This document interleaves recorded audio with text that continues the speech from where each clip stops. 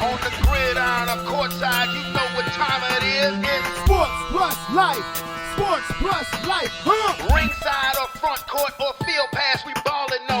Knuckle up or buckle up. I tell it like it is when I'm on my show. Home run, slam dunk, knockout, or gossip go. Sports plus life. Yeah. Sports plus life. Yo, yo, yo, yo. What's up? What's really good? It's your boy Brandon Brevon Towns, host of that show called Sports Plus Life, you feel me? And y'all already know it's going down today, cuz. So guess what? Ha! Turn it off, turn it off, turn it all the way off. Cut. All right, how's everybody doing today? Oh, please allow me to reintroduce myself. My name is Brandon Brevon Towns, and this here is Sports Plus Life, that there sports podcast where we talk about all of the necessary topics in sports and all of the necessary topics in life. I hope that everybody had a wonderful and joyous Christmas day. I really do. For real, for real. And this is the last podcast of the year. Because on Saturday we go from the 2K21 to the 2K22. So, so this is the last podcast of the year. No Christmas carols at the beginning of this because Christmas over, dog. Christmas over. But, I hope everybody had a wonderful holiday. I really do. Mine was cool. I was just, honestly, through Christmas, I was tired. All day, I was tired as hell. I ain't go to sleep till like 5:45 Christmas morning. And just for my kids to wake me up like 2 hours later with that Christmas energy. But we know how it is when we was kids. You couldn't wait till you got up. Even when the whole Santa Claus thing, was truth was brought to light. Even still, we still couldn't wait to wake up. Well, as I got older, I know when I was a teenager, and it was Christmas Eve, all y'all go to bed, I go to bed when I go to bed. I think I said that right. Everybody, what I meant to say was everybody in my household, y'all go to bed when y'all want to. I'm going to go to bed when I want to because I'm going to mess with at least one gift. And, it is what it is. It is what it is. But, yeah, my kids woke me up with that Christmas energy.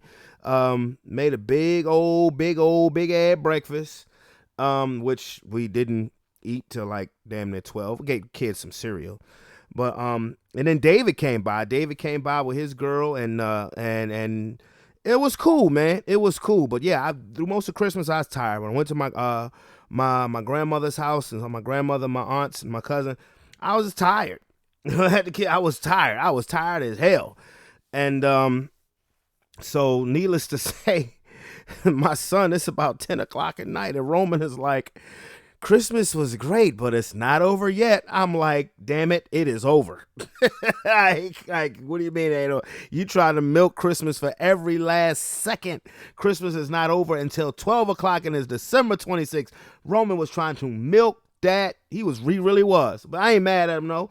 I ain't mad at him. But shout outs to everybody, man. Shout outs to everybody. Family, friends.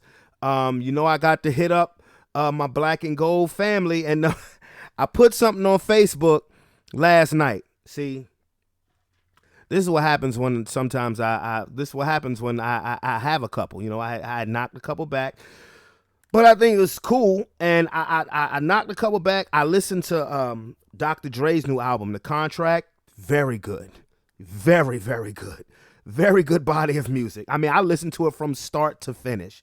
Very good. I mean, It is hitting. It slaps, whatever the hell you want to call it. It's like that. Check it out. Dr. Dre, the Contract. New album just dropped last week. And I just started thinking between that and then, watching highlights and stuff like that. And something made me start thinking about Hall of Fame. I was like, you know what? We didn't had once a Springer, always a Springer. We even had the once a Springer, once a Springer, always a Springer. We had that big cookout about 5 years ago, and we've definitely galvanized and shown each other so much love in the wake of the passing of two of our family members. And I was like, We ain't got a Holland Springs. We ain't got a Holland Springs Hall of Fame. So guess what I'm gonna do? This is what I was telling myself. Guess what you gonna do? You gonna put on Facebook that you gonna start a Holland Springs High Hall of Fame. And I needed just a little bit of help. So, who else am I gonna turn to other than the most spirited, enthusiastic person, particularly in this whole black and gold love bombs movement, but Adrian. Of course, I put on and said, Adrian, what you think? Let's do this. HSHS Hall of Fame. She's like, I'm down. So I started tagging some names. Just started tagging a bunch of people. Boom, boom, boom, boom, boom. Started tagging a bunch of people. And of course, there's some people that posted on there. Oh man, I ain't get in. I ain't get in. And look, let me make this clear. Okay. Each and every one of y'all are a Hall of Famer to me. Sometimes I might forget your Facebook name or whatever. And Facebook has a limit on how many times that you can, how many tags you can do, per post, whatever Facebook little, stupid rules are. But each and every one of y'all, even if I did not tag you, are a Hall of Famer in my book. See, I started tagging people, Sean, David, Nikita, Adrian, Chantel, Crystal, Heather, Rob, BG, Gerard, Tanisha, Gina, Slugger, Rudy, Leisha, Mama Brady, LG, Lisa Giles, Jamar, Asante, Chris, Walter, Brittany, Brian Hayes, my big little brother, B. Ford, Mr. Broadway, Tahir, Finney, R.I.P., Meek, R.I.P., Lavelle, Carisha, Misty, Holly, Arthur, Lamar, a bunch of people. And like, if I forgot anybody, trust me, it ain't on purpose. Tag Cootie, Patrice, Chris Harrison, Brad, Rika, Darrell, Miss Blackwell, Jerome, Chris Page, AC, Adrian Lewis, Adrian Hextall, Tisha, Shanika, Aisha, Tay, Iola, Cuzzo. So I'm trying, y'all. I'm trying. I'm trying. So, but I mean, like I said, if I forgot, like if there's anybody who I may have forgotten, trust me, you're a Hall of Famer anyway, and I love you regardless. So yes, your boy done made that a thing. Your boy done made that a thing. And like I said, if I haven't put your name on there, go ahead and put your name on there. Go ahead and put your name on there, because people that trip me out. Yes, first ballot. Or everybody, look, I laugh every time I see it, because it's funny to me that everybody's a first ballot in my book. Everybody, every last one of you. Like I said, even if your name is not on there, but I love you. I love you regardless. Okay, but before I get into the sports tip, I was going back and forth on whether I should share this with you guys. I was going back and forth, and it would fall under the notion of Brandon's funny true stories, because this happened, and this is very recent, Christmas Eve recent, and I'm being so serious when I say that this happened Christmas Eve evening. Now, what I'm about, the story I'm about to tell you is true, and all I'm gonna say is, please don't judge me, because I won't judge you.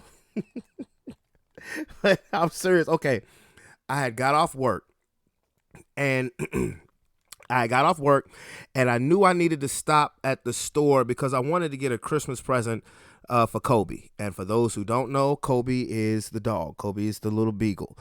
Because I was like, damn, I haven't even gotten a dog nothing.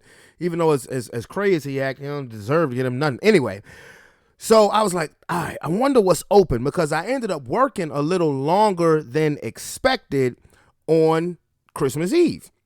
But it was all good, always got time to make money now.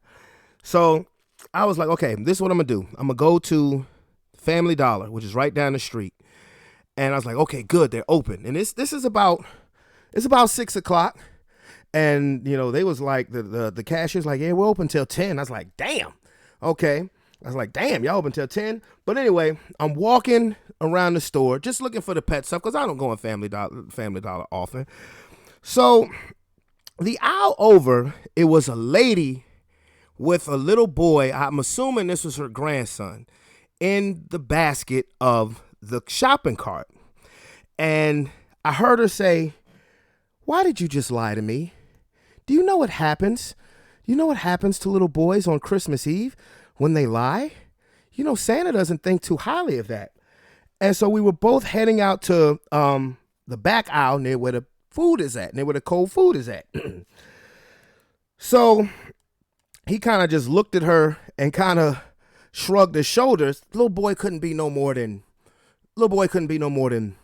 4 years old, 3-4 years old.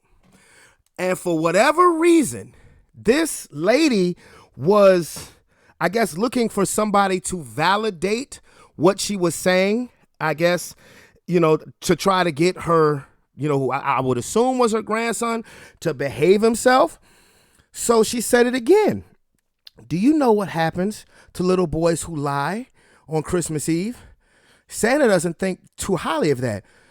Does he? Isn't that right? She turned around and she said, isn't that right, sir? I looked and was like, oh. So I said, say again, even though I knew exactly what she said. She said, does Santa think highly of little boys who lie on Christmas Eve, who tell lies on Christmas Eve? I don't know what possessed me to do this. I don't know. But I looked at the boy, I said, what? Just like that. I said, what? Hell no. I said, Santa don't like it when little boys lie on Christmas Eve. I said, matter of fact, you know what happens? You get your ass whipped. I said, that's what happened when you lie on Christmas Eve. You get your ass whipped for your troubles and a lump of coal in your stocking. So stop lying. I'm not making this up. That's exactly what I said, and that's exactly how I said it.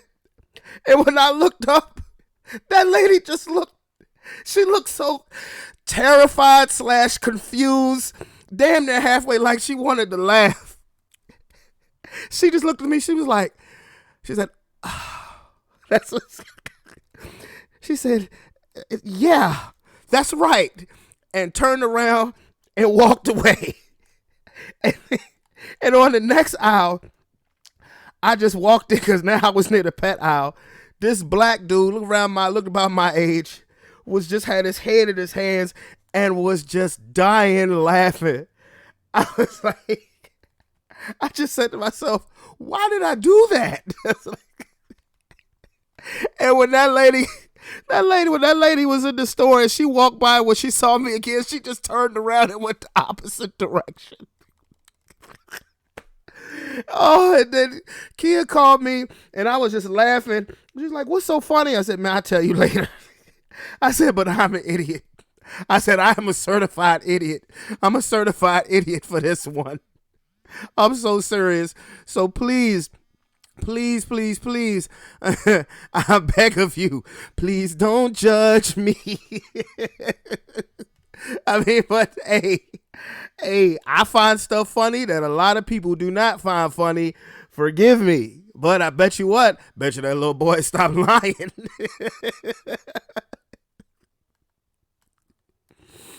Oh, snap. Oh, man. I'm sorry. Okay. And again, I am so serious about that. That was Christmas Eve evening. Anyway, with that being said, let's get into the sports. So, without a shadow of a doubt, let's get to it. I swear, sometimes I should be ashamed of myself, but you know what? It is what it is. Anyway, on to the sports. Week 16 in the NF of the L is almost complete. We have one more game tonight, the game between Miami and New Orleans. But what did we figure out this past weekend in regard to the NF of the L? things are a little bit shaken up. Just when you thought you had a good bead on things, at least me, when you think you have a good bead on things, things can definitely take a turn at any given moment in this thing called the NF of the L. So we can start. Let's start with the Thursday game. We can start with the Thursday game, just revisiting these scores. The Tennessee Titans came from behind and got a much-needed win over the red-hot San Francisco 49ers, 20-17. And this is a loss that has to fall on Jimmy Garoppolo because the 49ers, for all intents and purposes, should have blown the Tennessee Titans out. They were moving on all cylinders in the first half. Garoppolo threw an interception in the end zone and missed a wide-open Kyle Juszczyk, who would have walked in for a touchdown. I still think the Niners are going to make the playoffs. They're healthy. I think that they have they've turned the proverbial corner, particularly from the way they were the first half of this season, and they've gotten healthy. The Titans really needed that, though. The Titans really needed that, and for the first time in a while, you saw A.J. Brown and Julio Jones on the field at the same time with the Tennessee Titans. It's a win that they needed because you've pretty much secured yourself a playoff spot. But again, if Derrick Henry doesn't come back, then I see the Titans as being a one-and-done team in the playoffs. And they may be a one-and-done team even if Derrick Henry is there. But they would definitely be a more formidable opponent if they have King Henry in the backfield. Now, as for the crumb of day games, dog, the Green Bay Packers defeated the Cleveland Browns 24-22. Now, I have to raise my eyebrow a little bit at Green Bay. While they are, they have the number one seed all to themselves now. They're a 12-3 football team. But there have been a couple of recent games where I just have to raise my eye and why were these games close? Baker Mayfield threw 4 interceptions in this game, and it should have been 5. Now, yes, that last interception on the last drive of the game, yes, that was pass interference. That should have been called. But nonetheless, Baker Mayfield had played terrible up to that point. They were in that game because Nick Chubb was on fire. They were averaging almost 9 yards a carry when they ran the ball, which is why I have to raise my eyes at the Green Bay Packers. Why was that game against Chicago close? Why was this game against Cleveland close and Baker Mayfield was pretty much handing it to you on a silver platter? Which leads me to think, okay, so you see the way Cleveland just was out physicaling you. What would the 49ers do to you if you saw them in the playoffs? What would the Philadelphia Eagles do to you if they see you in the playoffs? What even would the Dallas Cowboys do to you if you saw them in the playoffs? Everybody is saying that the Rams can't run. I beg to differ. What would the Rams do to you? And Cam Akers is coming back. Think about this. You got Sony Michel with over 700 yards rushing. You got Darrell Henderson over 600 yards rushing. That's running the ball. Now, do you have your, one guy who's your stallion? No, but they do have a rushing attack that is to be respected. What would they do to you if you saw them in the playoffs, Green Bay? So that definitely gives me a reason to kind of look sideways at Green Bay. And let me say this and make this clear. And I'm pretty sure Tony would agree with me once he gets on the line. All I keep hearing people say, nobody wants to go to Lambeau in January. Y'all gotta it's some things in sports that people gotta let go. Real talk. And one of them is this whole Lambeau mystique that the Packers are unbeatable in Lambeau in January, because that mystique died damn near 20 years ago. Okay? It started with Brett Favre when Michael Vick and the Falcons came in there and won. That was the first time they had ever lost a playoff game at Lambeau. And it's just trickled down ever since then. Now, they've won games at Lambeau, yes. But this notion of coming to Lambeau Field in the playoffs is an automatic L, that is not true, because not only did the Falcons do it in 2002, then the Giants did it in 2007 with Eli Manning, Brett Favre's last game, NFC Championship game in Lambeau in January. By the way, what happened then? Eli came back to Green Bay and beat the Packers in Lambeau in January in 2011. The next year in Lambeau in January, this was 2013. The 49ers and Colin Kaepernick came and beat the Packers in Green Bay in January. Ooh, what else? Let me think. Oh, yeah, last year's NFC Championship game in Lambeau in January. Tom Brady and the Buccaneers beat the Packers. So this notion that Lambeau Field, look, when I was a kid, Lambeau was not to be trifled with. During the Favre MVP years, Lambeau was not to be trifled with. That's not the case now. Coming to Lambeau don't put no fear in nobody's heart, even though the media still keeps trying to make it something that it just isn't anymore. There are a few things that the media, that people just need to let go. One of them is this Lambeau mystique. It just is what it is. But they did win. They do have the number 1 seed. I believe them getting a bye week would be important, particularly with Aaron Rodgers in his toe, because he got stepped on a couple of times and he was limping noticeably. Now, the second game on Christmas, the Indianapolis Colts continue their red-hot streak, and the Arizona Cardinals continue to head south. The Colts beat the Cardinals in Arizona 22-16. Now, the Cardinals did clinch a playoff spot this weekend, so they will be in the playoffs, but they have now lost the division lead, and the Indianapolis Colts is becoming what Tony said they are. They are a team you do not want to see in the first round of the playoffs. Carson Wentz made some big plays. But again, I'm going to say this again. Jonathan Taylor for MVP. Seriously. And for whatever reason, and the Cardinals might be getting a favor done to them if they don't win the NFC West, because they don't play good at home. They do not play well. They have 5 losses now. All but one of them have come at home. And now they lost to Detroit. I don't know how you explain that shit. But they might be getting a solid done to them. Now, on to the Sunday games. Speaking of Detroit, I picked them to win this game, but that was before I found out that Jared Goff had to miss the game due to COVID. The Falcons beat them 20-16 to keep their razor slim playoff hopes alive. AFC North showdown. The Cincinnati Bengals were looking to sweep the Baltimore Ravens, who again played without Lamar Jackson, and then their stud backup, Tyler Huntley, caught COVID. So who was the quarterback of the Ravens? Josh Johnson. And I got to give the Ravens credit. They go out and get quarterbacks to fit the system of offense that they run, because Josh Johnson actually didn't play bad. They just ran into a better team. The Cincinnati Bengals, and I've said this, every time you put stock in the Bengals, they let you down. Joe Burrow threw for 525 yards. They put up another 41 piece on the Ravens, just like they did the first time they met early in the season. Let me tell you guys something, and I'm so serious with this. The Bengals are going to be a problem for years to come. And if they are smart, while they have their stud players on their rookie contracts, they would boost up this defense, they would boost up their offensive line, because they are going to be a problem. They are in the driver's seat now to win the NFC North. They have the AFC North, excuse me. They've swept the Ravens. They've swept the Steelers. I said that I believe that this last game of the season between the Bengals and the Browns could possibly be for the AFC North title. It might not be, to be honest with you.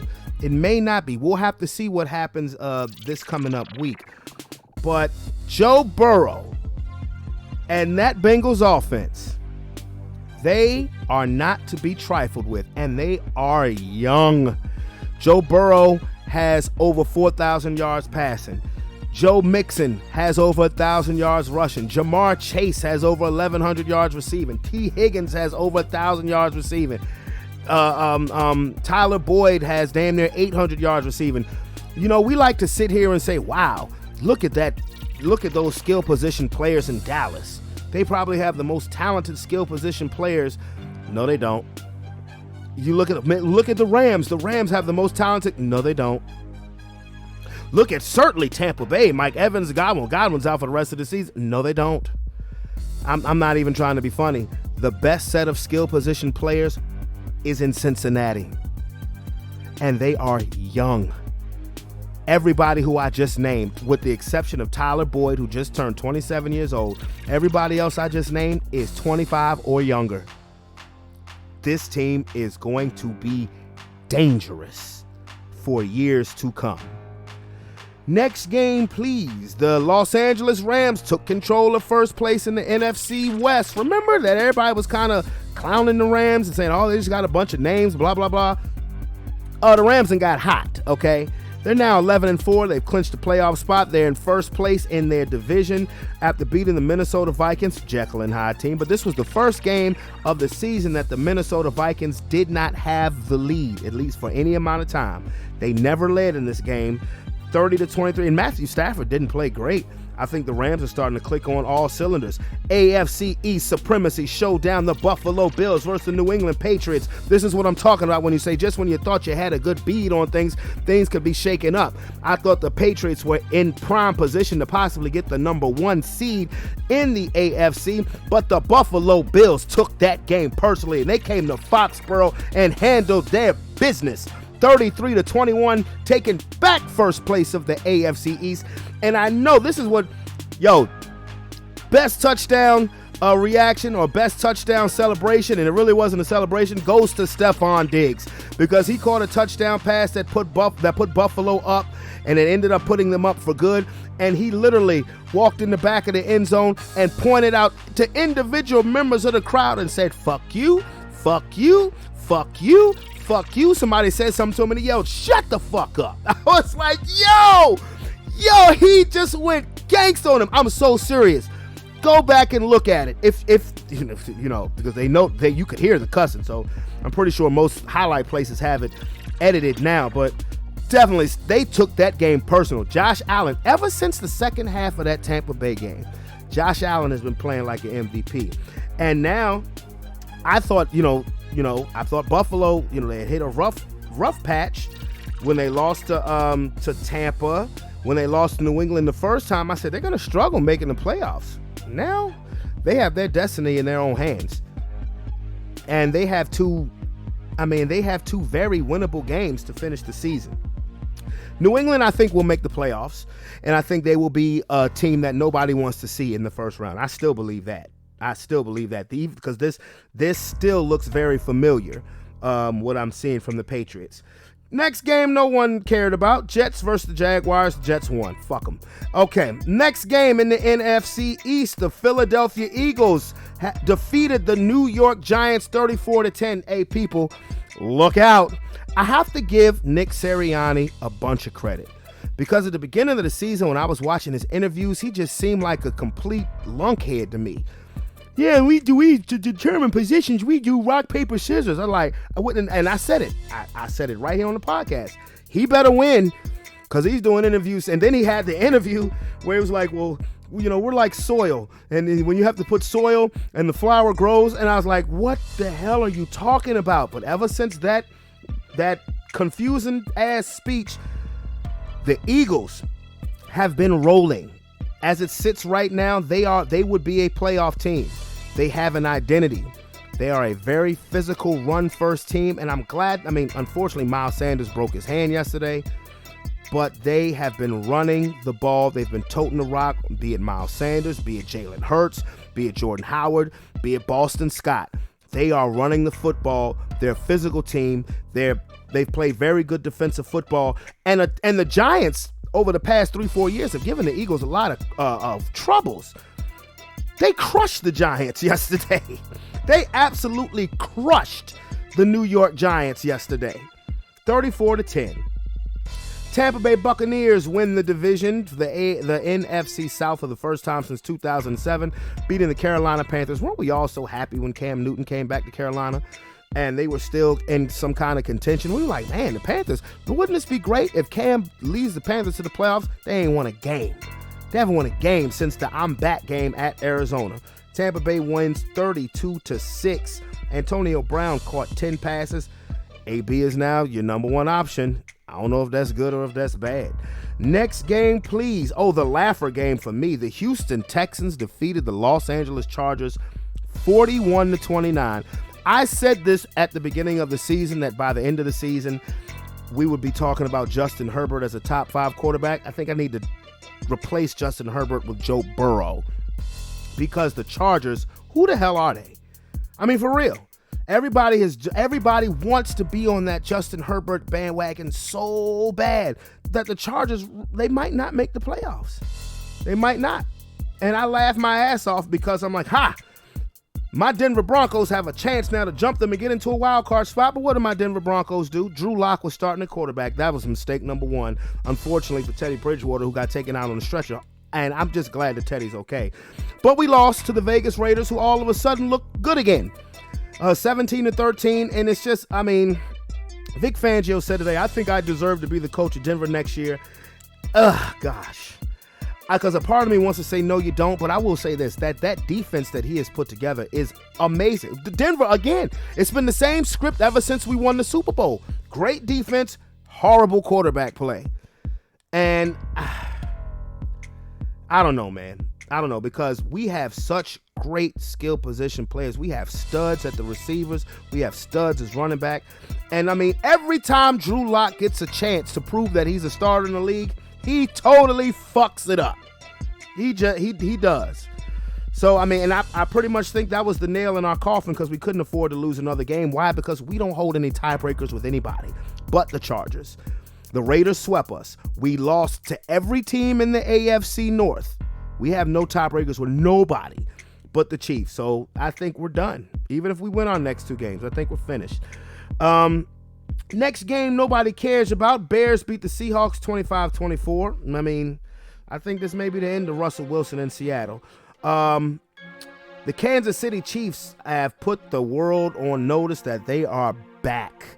They are back, and they are clicking on all cylinders, beating the Pittsburgh Steelers, who were still in playoff talk, 36-10. I mean, this Patrick Mahomes was doing them Patrick Mahomes things, and that defense, you can make the case that defense during this 8-game win streak of theirs has been the best in the NFL. As now, the next game and the Sunday night game, ass whipping of the day has to go to the Dallas Cowboys for the ass kicking they put on the Washington football team, 56-14. God damn! I mean, they whooped their ass so bad they was on the sidelines fighting each other. And I'm gonna be honest with you, Daron Payne is lucky that more than one punch, that only one punch came back at him when he tried to mush Jonathan Allen with his finger. Bro, you don't do that. That's a grown ass man, bro.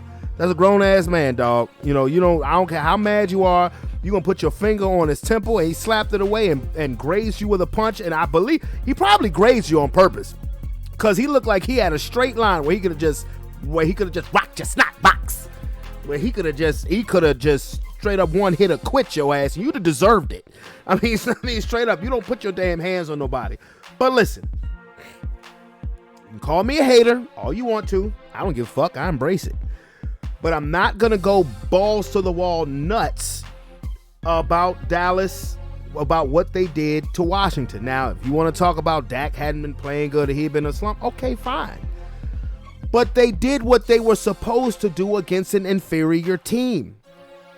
Like, I'm not getting all super duper excited when the Cowboys beat the Giants or when they beat Washington, because they should beat them. I mean, hey, look, throwing up 42 points in the first half, that's impressive.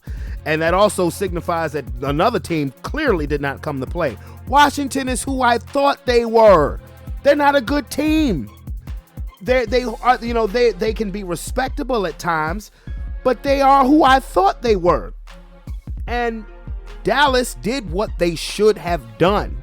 They beat an inferior opponent at home. I don't see Dallas doing that to the Rams, and they got the Cardinals next week. I don't see them doing that to the Buccaneers or the Packers or the 49ers. I still think that Dallas is going to be one and done in the playoffs. Biatch. Call me a hater. Call me a Cowboys troll. I don't give a damn. I'm just telling you how I feel. And this is great to me personally, because these Cowboy fans are just, ooh, they feeling it now. Oh, we hitting on all strides, bro. You beat the Giants and you beat Washington. I mean, okay. And, I'll probably pick them to beat the Cardinals, because the Cardinals, while they're in the playoffs, now they appear to be going in the wrong direction. Now, I know they had no James Conner. They didn't have Rondale Moore when they lost to the Colts. Whatever, we'll see. And we never, and honestly, and I'm not trying to be funny, and this goes for all sports, you never know what the hell is going to happen with this COVID shit. You just don't. Like, I think that's why people were so impressed with the Kansas City Chiefs yesterday, because Travis Kelce didn't play because of the whole COVID situation. I think that's one reason why people are like, wow, damn, they back. So, you know, it is what it is. It is what it is. And Dallas handled their business like they were supposed to. I didn't pick them to lose to Washington. I picked them to win. I picked them to beat them because they're a better football team. It's really that simple. Then the Cowboys, to me, still are the 5th best team in the NFC. And as I talk about Dallas, you know, gave him a week off last week because it was his birthday, and I hope he listened to the show where I gave him the birthday shout out. But Tony is here, and he locked, loaded, and ready. What up, bro? Yo, what's going on? Before we get started, I meant to ask you, how was your Christmas, bro? Uneventful. I made out with a crackhead deal thanks to Christmas. What? What? An Xbox Series X for $70. Wait a minute, what? Yep. Bruh, can you get any more? No. God This was a random occurrence, and it's funny how fate works out. My daughter's Xbox One X acted up, and I had to do a warranty exchange at GameStop, and the dude did me a solid. Instead of returning it or just exchanging it under warranty and then having me trade it in, because somebody, I don't know who, somebody brought back an Xbox Series X that they had purchased, decided they didn't want it. And it was sitting there, and he said that to me. And then he said, first he said it will be $200 and something difference if you do this, this, and this. And then he said, well, wait a minute, I just scanned the barcode, your serial number into the system of the system that you're returning. I mean, it's going to be like $70 something difference. I was like, let me get that. I know that's right. I know that's right. Damn it, you got over like a fat rat. But you know what? That's what's up. That's what's up. Now, we had to go on wax because I had to, you know, we were kind of getting into it good in regards to this, you know, whole NFC thing.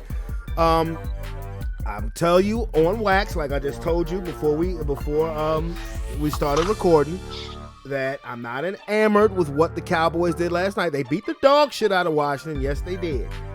They're better than Washington. They're better than Washington, and they're winning games that they should win. I still believe that, and in particular, I still believe that Dallas is going to be one and done in the playoffs, in particular if they play a team from the NFC West. Speak your mind. The disrespect is real. It is real. I understand the hater. I understand the hater in you, but one thing's for certain, two things for sure. The only, and this is coming from the talking head pundits, I don't hear across the board, said one thing. Said if that offense can get back to how they were playing at the beginning of the season, and they played good competition and scored. They've been consistently 1, 2, or 3 in offense all year. Even when Dak was struggling, we still 1, 2, or 3 in offense.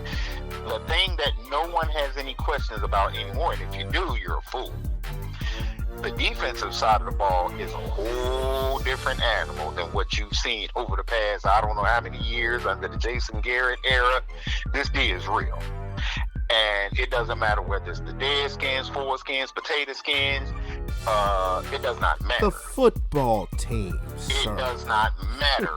None of them teams scare me because that bend but don't break philosophy. And it's funny because Trayvon Diggs has got one of the weirdest stat lines in NFL history. Gives up the most yards, but got them takeaways. How do you reconcile yourself with that? Well, he's a gambler. That's pretty simple. But everyone else, that front line, we're now not going to say front seven because Gallimore, Michael Parsons playing his natural position as linebacker, and all Van Der Esch got to do is make tackles. That front seven can challenge any offensive line in the league. You can't double team them. You can't double team them. They passed the eye test, and as long as you got that, if our like I said, all our offense got to do is stay on track. Dak see the whole field, take what's there. That's why they were moving the ball so easily against the Redskins instead of holding, trying to hit a big play. Just take what's there. Somebody's open. Take what's there, move the ball. We'll be fine. There's no NFC team that scares me, not in the NFC West, and I think you're putting a little too much stock in those people in the NFC West. The Rams are struggling. The Rams are... They're not struggling. The Rams have won 4 straight. The Rams are struggling. They won 4 straight. They're in first place. The Rams are winning, but it does matter how you win. It matters how you win. The Rams will smoke y'all if they play y'all. You heard it here. They'll smoke you. But They'll smoke you. The teams they're playing. Minnesota was in that game, and if it weren't for them being Minnesota, that's all well and good. That's all well and good. They will smoke you if they play you. Okay. And I stand on that. The guy that expected his Broncos to win the division now. You said what? I said this coming from the guy that expected his Broncos to win the division. I didn't say we would win the division. West. I said we would win. I said we would make the playoffs. I called Kansas City to win the division. Okay. I don't think nobody picked Kansas City early on the season because Kansas City was stinking. Well, when the season first started, I said Kansas City would win the division. Even though Kansas City was struggling early in the season, nobody from the AFC West put any type of distance. We don't know who the hell the Chargers are. They just got their ass beat by the Texans. We, again, have gone back to having an anemic offense but a championship defense. I thought we would make the playoffs. Yes, I did say that. But win the division? No, I said Kansas City. But that has nothing to do with the fact that I think, and this is just my personal opinion, that I think y'all are good, that you guys are going to lose your first playoff game. Your defense is definitely better. Definitely better. Parsons is a stud. He's going to be a stud for years to come. I see them being there. Again, I've said this all season. I'm not going to change on it. They're very opportunistic defense. They're a very opportunistic defense. If they don't get those opportunities, they can be had. And I do believe they were opportunistic without DeMarcus Lawrence, and for 4 or 5 games without Randy Gregory. Those dudes are back. And they're still opportunistic. They were opportunistic before, but now it's a little different animal because you can't run the ball. You cannot do it, Gallimore, but you cannot run the ball for them. So good luck, but it is what it. Like I said, they passed the eye test. When you went, I'll say this: when you got Shannon Sharp, at least on the defensive side of the ball, he said, Dak. I'm not sure Dak is completely back, but on the defensive side of the ball, he's so. He said, I'm not even gonna argue with you, Skip. You know how Shannon Sharp talk. I'm not even gonna argue with you about that, Skip. Yeah. On the defensive side of the ball, there's no argument. And the greatest tight end ever is inclined to his opinion. Again, I will still say opportunistic because I'm looking at the level of competition that you are playing. Period. I'm trying to figure out the level of competition that we're playing. The Giants in Washington stink. You had we played Giants in Washington 16 times. We took the ball away from Tampa Bay. We took the ball away from good. We took the ball away. And you still lost. And you still lost. No, we didn't. You took the ball away from Tampa Bay and you still lost. But Tampa Bay, come on now. But you still lost. Did we lose or did Tampa get the home cooking? We lost the game, yes. We lost the game, but playing against Tom Brady, just like, for instance, we just saw, and I wanted you to call me about Baker Mayfield, because I was going to say, and this is what we were talking about with Baker. Oh, we're going to get into Baker Mayfield. Did Green Bay win the game, or did the Browns lose the game? Baker lose the game. Baker Mayfield was horrible. And now this is one thing. Any competence, Browns beat Green Bay. This is one thing that I did say prior to you coming on the show. I said I'm looking at Green Bay sideways right now because Baker Mayfield gave you that game on a silver platter. Why it was close, I have no idea. But what I saw was, like you said, competence. Nick Chubb was on fire. So that leads me to say about Green Bay, well, what would San Francisco do to you if they see you? They're a physical team. What would Philly do to you if they saw you? They're a physical team. I said, what would y'all do to them you're a physical team. I said, people say the Rams can't run. That's a damn lie, because you have one running back that has over 700 yards, another running back that has over 600, and you're getting Cam Akers back. I have questions about the Packers. I really do. But as far like, again, you took the ball away from Kansas City too. You still lost. And Kansas City's defense, because so much attention has been paid to Patrick Mahomes, Kansas City's defense has played better than y'all's over the last 2 months. Okay. I mean, So, if that's what you believe, but okay. The numbers don't lie. The numbers don't lie, bro. The numbers don't lie. Look at the numbers for Kansas City during that eight. So you got that, but then you got the number one scoring defense in Dallas. Opportunistic defense. Reconcile it. Make it make sense to me. Opportunistic defense. And scoring. Opportunistic defense. Yeah, That's what happens when you're an opportunistic defense. At the end of the day, the one looming stat that no one can ever argue with in basketball, football, both of those sports, whoever wins the turnover battle usually wins the game. I've seen y'all win the turnover battle and lose. Indisputable fact. Okay. If you win the turnover battle, you win the game. Opportunistic defense. But is that not what any Super Bowl defense is? Opportunistic. Yeah, They take I the never, ball away. I never said that opportunistic was a bad thing. I've said this to you before. My team that went back to back. But see, here's the thing. Before we got on, when you keep saying opportunistic, I have this deep-rooted feeling that you're equating opportunistic with mistake made on the other side of the ball. You forced mistakes. How many of those situations, those turnovers were forced versus, oh, well, I'm just going to throw it up there and, let my receiver fight for it type deals. Or I'm under pressure and I just throw it up there. Well, no, takeaways are oftentimes forced. Takeaways are oftentimes forced, but also I'm going to sit there and I'm going to say, Terry McLaurin, explain. Oh, Why no. did he get shut out against Trayvon Diggs? No, Diggs played a hell of a game last night. He did. I'm not gonna sit there and deny that. He No. shut him out the last game. I'm not gonna say, well, didn't he get hurt the last game too? He didn't finish the last game. No, he didn't finish, but he was blank for the whole first half blank. My point is opportunistic. That's all you want. That's what you can add. I never said that. And what did my defensive coach say? Son, get that ball. I never said that opportunistic defense was a bad thing. I've said this to you on multiple occasions. My team that won back-to-back Super Bowls was an opportunistic defense. But if the opportunities don't come, you guys can be had. I don't believe that you can beat the Rams. I don't believe that you can beat. Okay, I don't believe you can beat the Rams. I've kind of backtracked on the Packers a little bit because of what I've seen from them against the Browns and the Bears. I know they still got injuries, whatever. I don't think you can beat the 49ers. I don't.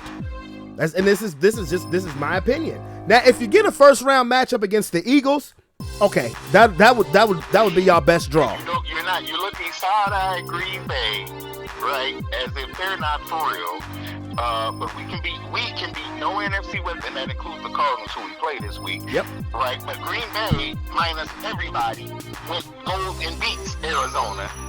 But you're looking at Green Bay sideways. So it just seems like if it ain't NFC West, then nobody else in the NFC is actually a legitimate contender. No, that's not what I'm saying. What you're saying. No, that's not what I'm saying. I'm saying that I didn't like what I saw from Green Bay on Christmas against Cleveland. Like, Baker Mayfield played awful.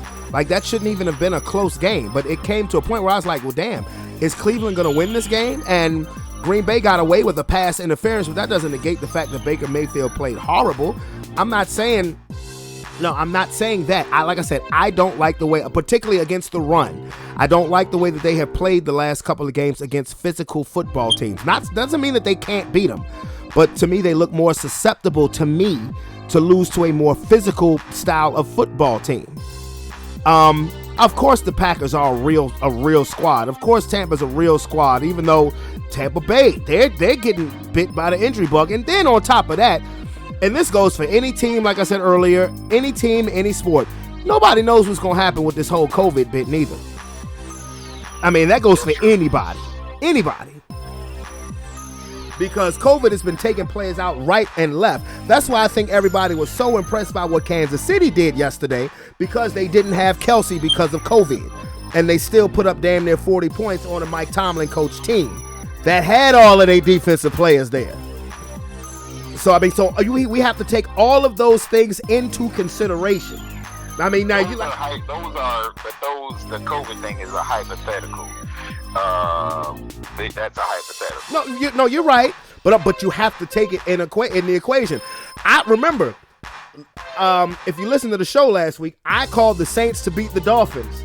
Now they ain't got no damn quarterback, or they're starting a rookie, their third string quarterback, because of COVID. And I'm ready to say that the Dolphins are going to win that game. And that's a big game because the Saints are a potential playoff team. So is Miami, but it looks more realistic on the New Orleans side of things, even though they don't hold the tiebreaker with Philadelphia. But let me get your take on some of these games. Cincinnati versus Baltimore. Disrespect is real, y'all. Cincinnati. Give a fuck? Yeah, it's real. It is real. Just mark it. Yeah, y'all. Anybody that's listening, just remember he said the number one offense, number one defense and takeaways, number one scoring defense. One and done. Number one scoring special teams. One and done. All of these things in consideration. One and done. Okay. Fair enough. It's Cincinnati. I think Baltimore is done. No, this isn't. They don't. I mean, no, they just played yesterday, so it isn't a pick. I want to know what remember Cincinnati, Baltimore. Cincinnati beat Baltimore 41-21 yesterday. What's your take on the game? I think Baltimore is done. I think Baltimore is done. I think, arguably, they had the biggest injury list off and on this season. Yeah. And I mean, Lamar carried them early on, but the deeper you go into the season, fatigue, all kinds of other stuff playing. I think Baltimore's done. The crazy part about yesterday is that Baltimore did not start off the day in a wild card spot, because of the tiebreaker, with Cincinnati. They lost the game, but because of the results of other games, the results of the Charger game, the results of the Steelers game, the results of the Browns game, the Broncos and Raiders, they actually moved up. So right now they're in a wild card spot. I mean, that's crazy. They were 8-6, not in now because of the results of other games. 8-7 they're in right now, but I tend to agree with you. Now, I will say this. I give the Baltimore credit for having quarterbacks that fit, the way that they do offense. Because if you watch the game, Josh Johnson didn't play bad at all. Right. He didn't play bad at all. And Burrow he fits. Just had a monster. Burrow. I mean, Burrow went. Man, look. I said this earlier before you got on. These Bengals are going to be a problem for the next decade. I want you to think about this, bro. Everybody and their mama swears up and down that the best skill position players is either Dallas or Tampa or the Rams or even the Chargers or the Chiefs. No, it ain't. I'm telling you right now, no, it's not. The best set of skill position players is in Cincinnati. And the numbers will back it up, bro. Think about this. You have a quarterback that's thrown for over 4,000 yards. You got a running back that's ran for over 1,000 yards. You have a receiver that's caught for over 1,100 yards. You got another receiver that's caught for over 1,000 yards. You got another receiver that's caught for about 800 yards. And point I'm trying to make is everybody with the exception of Tyler Boyd, who has just under 800 yards receiving, everybody else, Burrow, Mixon, Chase, Higgins, they're 25 and under. They're 25 years old or younger. And they... I don't think that matters much. I mean, the age thing, I'm not talking about the age thing. In terms of, when you talk about evaluating the skill positions, the numbers are kind of skewed depending on what kind of offense they run.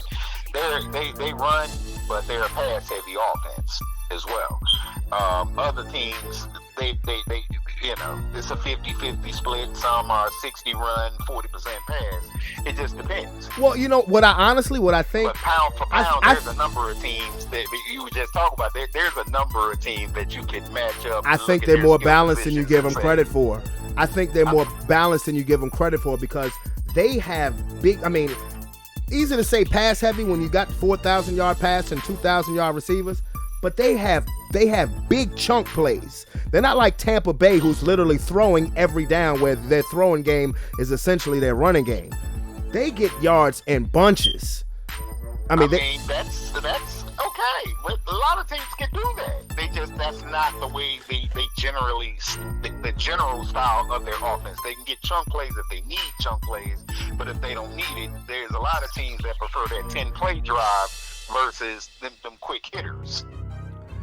Well, what I'm saying is that Burrow, outside of Burrow, Mixon, Higgins, Chase, Boyd, they're not to be trifled with.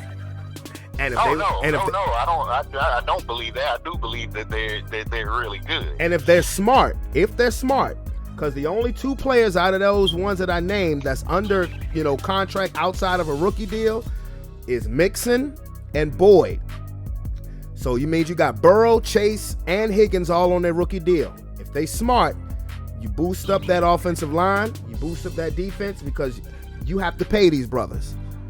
I don't think Cincinnati wants to make the mistake that they made 6 years ago when they had, at least in production, a similar type of offensive skill position players. When you had A.J. Green, Marvin Jones, and Mohamed Sanu when they were all in their prime. And they let Marvin Jones and Mohamed Sanu walk just because they were cheap. And it ended up setting your franchise back because it set your offense back. Now they drafted Tyler Boyd later after everybody had walked. I don't think they're going to make that mistake again. And what I'm saying is that these guys they're going to be around. I mean, they're going to be in contention for that division for the next decade with the Ravens. Because, and this leads me to my next question. What do you think of Cleveland? I think, my honest opinion, in terms of Cleveland, I think they need to look at Russell, or if Aaron Rodgers decides to leave Green Bay, because that's all they're missing, really. Yeah, that's when and they're young. Yeah. Well. Yeah. The Colts are young as well. It's a lot of teams over there in the AFC that we're have that young same dynamic going on. You guys are young. The Dolphins are young. Tua's making it hard though. Tua's making it hard on them right now. They still now. got 1 million draft picks, so they need to pick a lane with Tua. Decide if he's your future. If not, then this is a weak draft, so you might want to pass on quarterback on this one. Yeah, right. Absolutely. This is not a quarterback-friendly draft at all. The Heisman Trophy winner isn't even eligible for the draft until next year. Yeah, but and to be fair, the Bills are young. The Patriots are young. Well, it depends. It's when you say young with the Patriots, it more or less depends on what position you're talking about, because their defense is old, and I don't say old that disrespectful. They're a veteran defense. They're young at quarterback and they're young at running back. Everywhere else, you got players who's been in the league at least 4 years or better. I don't think they're going to do anything. Well, then Wentz is old. Yeah, Wentz came out. Wentz is 28. Yeah, but Wentz is young. That 28 is young. Well, they look. Because to be fair, most quarterbacks don't really hit their stride until about that age. Well, it depends on because if you're talking about 28 years old and a person who's injury prone, then they age quick. And Carson Wentz needs to be thanking God every day for Jonathan Taylor in that offensive line.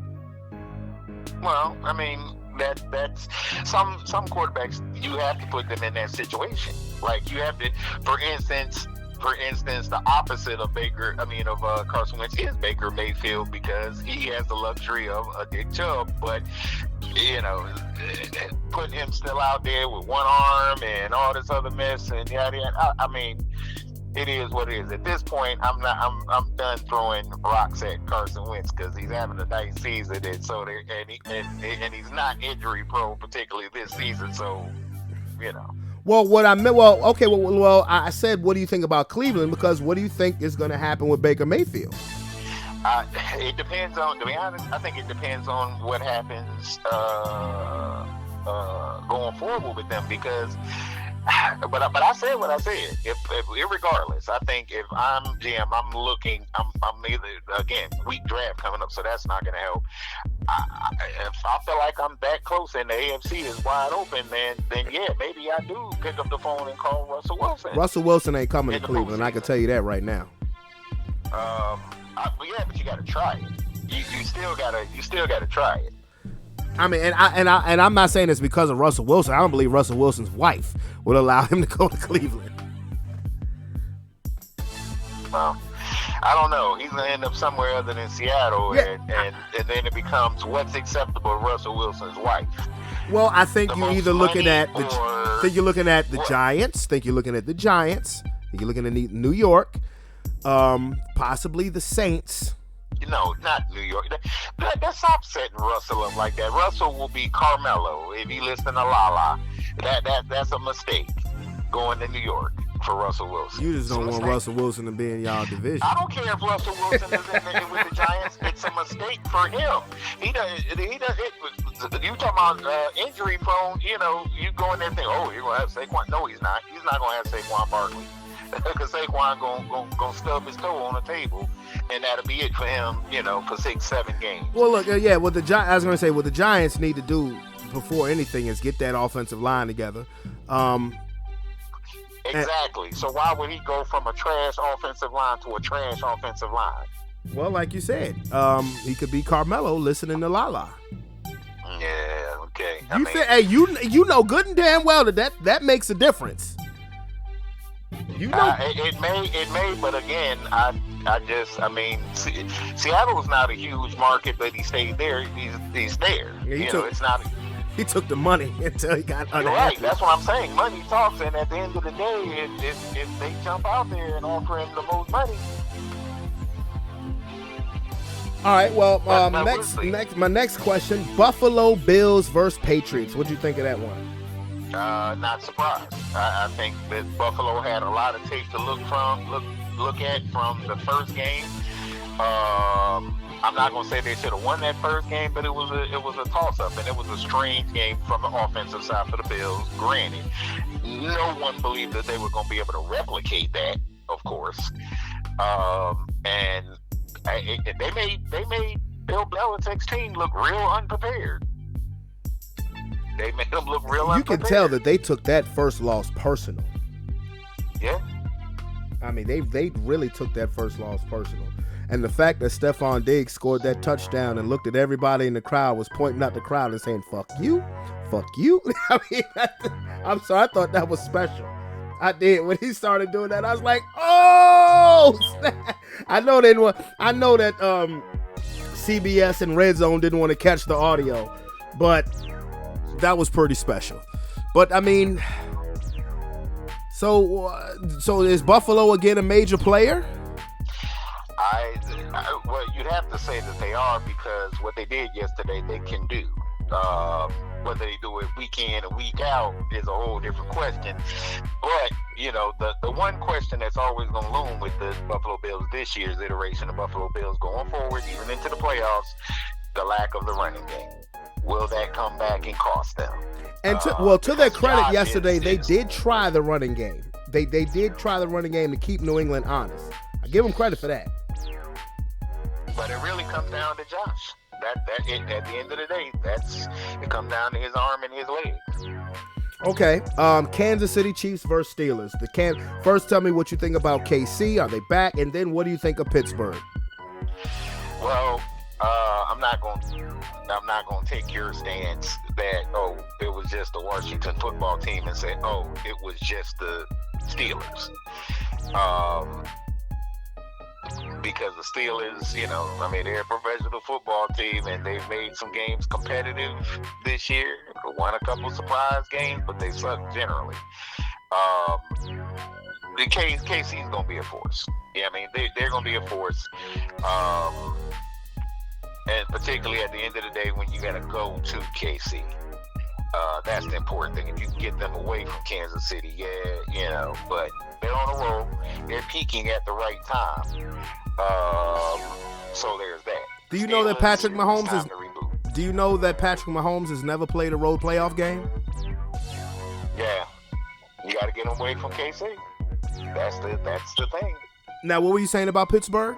It's time for a full-on reboot. Full-on reboot, including maybe Mike Tomlin. It's time for a full-on reboot. I'm gonna tell you something, and this falls on Mike Tomlin because while he is a great coach, they appear to have never had a succession plan for Ben Roethlisberger in place, and I don't feel sorry for him for it because they knew that this day was coming. I'm pretty sure that they knew that Ben was not going to be like Brady and Drew Brees and play into the 40s because he ain't take care of himself like that, and he's been beat up over the years. And they have seemed unprepared for life after Ben. Now, unless you're going to come out public and say Dwayne Haskins is your future, the only thing I would say is good luck with that. But the Steelers are in danger of falling into the trap that my team has been in since we won Super Bowl 50. They have an awesome defense. They have pretty good skill position players. I mean, Najee Harris, I think is very good. Deontay Johnson is actually very good. Claypool, Juju, I mean, they're good number 2 receivers pretty much. But they're in danger of falling into that trap of great defense, no quarterback. And the writing was on the wall in 2019 when Ben got hurt. That's when you really, I mean, for one, Mason Rudolph ain't it. They need to cut that dude. I mean, and it's not from a lack of coaching because, I mean, Tomlin had Mason Rudolph and Duck Hodges and didn't have a losing season, and those guys were pathetic. But he does not seem like he has put the pieces in place for life after Ben. And that's why I say that I think this division over the next 10 years is going to be Cincinnati and Baltimore because we don't know what's going to happen with Cleveland and Baker Mayfield. But Lamar Jackson and Burrow appear to be the cream of the crop in that division.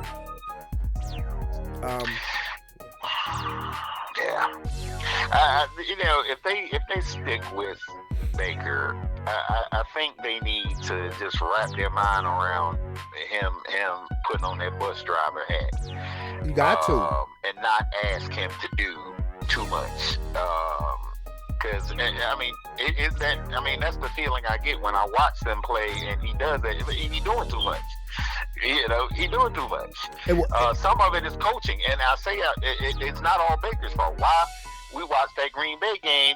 You had Nick Chubb, 7-something yards of carry? Almost 9 yards of carry. The ball with 3 timeouts, 2 minutes. Run the ball. Get 3. Run the ball. 3.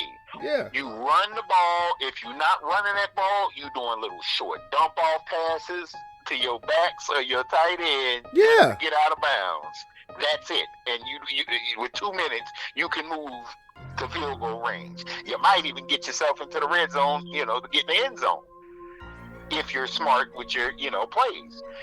But no, here they are still passing. And I'm like, okay, even if, this hypothetically, even if he didn't turn the ball over and the balls are incomplete, you're going to end up leaving time on the clock for Aaron Rodgers. Right. I mean, that's why I don't blame Baker fully for that. The interference call, that was Aaron Rodgers home cooking because it was clear interference. Yeah, that was clear interference. It should have never even come to that because Nick Chubb should have had the ball. Yep. And Nick Chubb was smoking. They couldn't stop it. No, they couldn't. Tight end set, they could not do. Green Bay could do nothing with it. So just run the ball, run sweeps to the sidelines, and run out of bounds. Yep. That's it. Yep. And now, if I don't disagree with you when you say that Baker's gonna have to put that bus driver hat on. If they keep him, and they realize that he's more game manager than game winner, then contract talks are gonna be very interesting. Because in order for it to work, you're going to have to keep all the parts around him happy, which means he can't go out. He can't go out and reset the market for a quarterback. He can't do that, especially if you don't think he's that guy. Yeah, nah. And he's not that guy to reset any market. But like I said, I think the best he can hope for is a system bus driver. Yep. A really good system bus driver. But even in that, they got to work on him and his reads or mechanics or something, because these dudes are open and he'll hesitate and stare him down, then throw the ball and gets picked off or something, instead of, a lot of routes in the NFL are timing routes. So, they gotta, that's what he got to work on. Get the ball out of his hands. Get it out. Well, next game, surprise game, Chargers and the Texans. And this is more about the Chargers. Yeah, I have no comment because I have no clue what happened. Other than the Chargers showed up lackadaisical thinking this is a gimme game, and the Texans felt like, they wanted to worsen their draft position. And that's the only I can't explain it. He let Davis Mills light you up. And I think Davis Mills is making it easier for them to part ways with Deshaun, because he's not bad. Yeah, I don't know what happened. I don't know what happened. That's why I said, who the hell are the Chargers? Who are they? Yeah, I have no idea. And I laugh so hard because I'm like, wow, I'm like talking about my Broncos. We're gonna be in position where if we win the game, we could have a wild card spot. But then I had to remember, oh yeah, Drew Lock is starting, so dream deferred. Yeah. And now the Raiders look like they're good again. It's crazy. It is. It's crazy. And I mean, I don't know. I read the article where Vic Fangio thinks he should be the coach next year, and I'm like, God. I mean, it's hard to say because the defenses that it's put out have been awesome. We've played better since we traded Von Miller, but we have fallen back into offensive ineptitude. And I'm as a diehard Bronco fan, tired of it. I mean, I don't talk about them much on the show because they're not worth talking about. That's it. I mean, I don't give teams attention that if they don't deserve it. Then it's that simple. So let's pick these games. Now, who do you think's gonna win tonight's game? Now that no Taysom Hill, no Trevor Siemian, the Saints are going with Ian Book.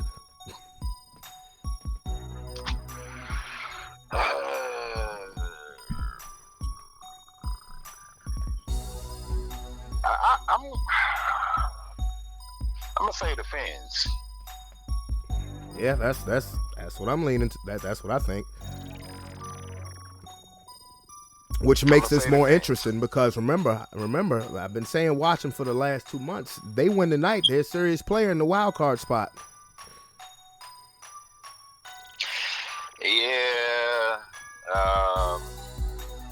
Yeah, but that wild card spot for them, and they end up being cannon fodder for who? I mean, the Bills. Well, the number 2 seed right now is Tennessee. Potentially cannon fodder for Tennessee with a Derrick Henry back. I don't know. I like the way they match up with Tennessee, actually. Yeah, but Tua. Tua has a winning record as a starter. Like, he's gotten such a bad rap from the Dolphins, which I don't understand why. Because the dude is he has a better winning percentage than Baker Mayfield. I understand this is just his second season, but he hasn't been losing games. That's the crazy thing about it. He hasn't been losing games. Now, the problem is that now all of a sudden we expect every draft pick, every rookie quarterback to come and set the world on fire, and that's just not reality. It's not reality.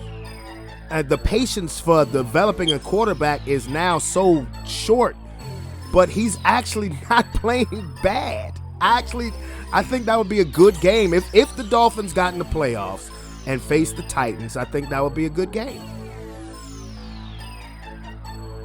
Yeah, well, I mean, maybe we'll see. Maybe the Titans will drop out of that spot. They might. You know, They might. I don't know if the Dolphins, they'd be a major upset of any of those top teams. And you know what's crazy? You know what's crazy? Because I'm ready for us to pick the games. Dolphins play the Titans on Sunday. Yeah, well, that'll tell us something. And it's in Tennessee, too. So, yeah, let's start with that one. Dolphins versus Titans. Who you got? I'm taking the Titans. Yeah, me too.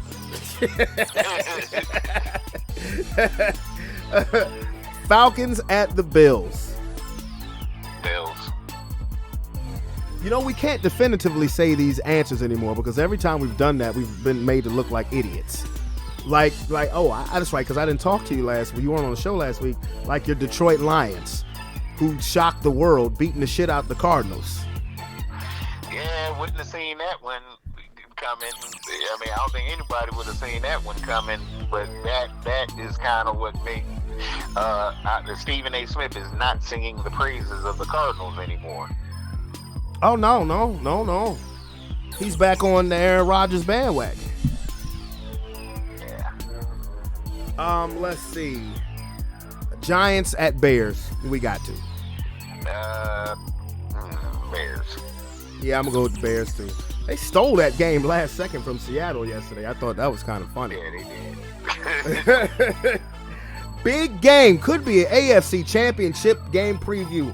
Chiefs at the Bengals.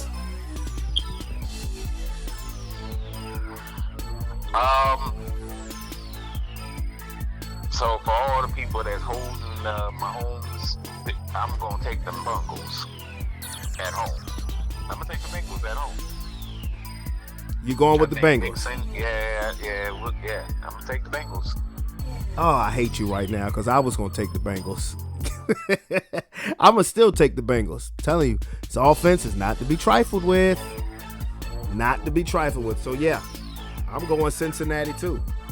Matter of fact, hell, if they win that game, that might be the division for them. I think that, and I've always said this about KC, just in general. If you have an offense that can control the clock, you can beat them. You just got to make a couple timely stops against them. But Yeah. If you got an offense that can run the ball and with 8 to 10 minute drives, you can beat them. I think the biggest threats to Kansas City is honestly the Colts and the Patriots because they can do that. Yep. Speaking of the Colts, they play the Raiders. Who do you got? That's a big game, too, now that I think about it. Colts. Okay. Colts are playing. Yeah, the Colts. Yeah, I'm going to go with the Colts as well. Jaguars versus Patriots. Patriots. Yeah, get right game for New England. Yeah, I agree. Buccaneers at Jets. Bucks. Could you give Tom Brady a more cushy schedule to end the damn season with? No, I mean, they claimed that they had one of the toughest early on. And No, they had the didn't. easiest remaining. Based on their overall schedule, their strength of schedule was like below any. I mean, it was ridiculous. Like, yeah, how do you win the Super Bowl and then get a softball schedule? I don't know, but I just wish that they could play the Saints every week. Well, I mean, yeah. I'm serious. But again, you can only play who's in front of you, so yeah, they got another gimme game. Yeah, pretty much. Philly at Washington. See, you're gonna pick Philly. Yes. But I'm going to take Washington football team because I think that embarrassment last night, they're going to get some pieces back next week. That embarrassment last night, they may try to play spoiler for Philly, so I'm going to take Washington football team. I have to agree with you on that one. That, you know, when you get your ass whipped like that, and you definitely got something to prove. If only Allen and Deron Payne focus that aggression out on the field, all I'll say about that is I do not blame Jonathan Allen for 1 minute. Me neither. You can talk that junk if you want to, but if you put your finger upside my head and push my temple like he did, yeah. Yeah. I don't think I've heard anybody blame Jonathan Allen for what he did. Matter of fact, the only thing I blame Jonathan Allen for was just leaving it at one punch. He should have swung multiple punches. Yeah. But I'm still going with Philly. I don't disagree with anything that you said because Washington got embarrassed. I mean, they got embarrassed. But I gotta give Sirianni a lot of credit, man. I looked at him as a lunkhead at the beginning of the season, particularly with his interviews. But them boys are playing ball, and they have an identity. I think Philly's gonna win. I said Philly's going to make a wild card, so yeah, I got to ride with them. And it would behoove them to win this game knowing that you got Dallas the next week. Remember this about Philly and their running game. Just remember this. I said this. To beat Philly, you got to use, what was their old defensive coordinator, Jim Johnson? Jim Johnson. Jim Johnson's philosophy on stopping the run. You must rush the quarterback, and on your way to the quarterback, if he hands that ball off, you stop that running back. They get a lot of running plays because contain is broken. Stay in your lanes, make Hurts be a passer, and just watch the draw. You'll be okay. Because they get a lot of misdirection. That's where they get Sanders in open space and all that. Yeah. Oh, and he just broke his hand, so he's not even playing against Washington.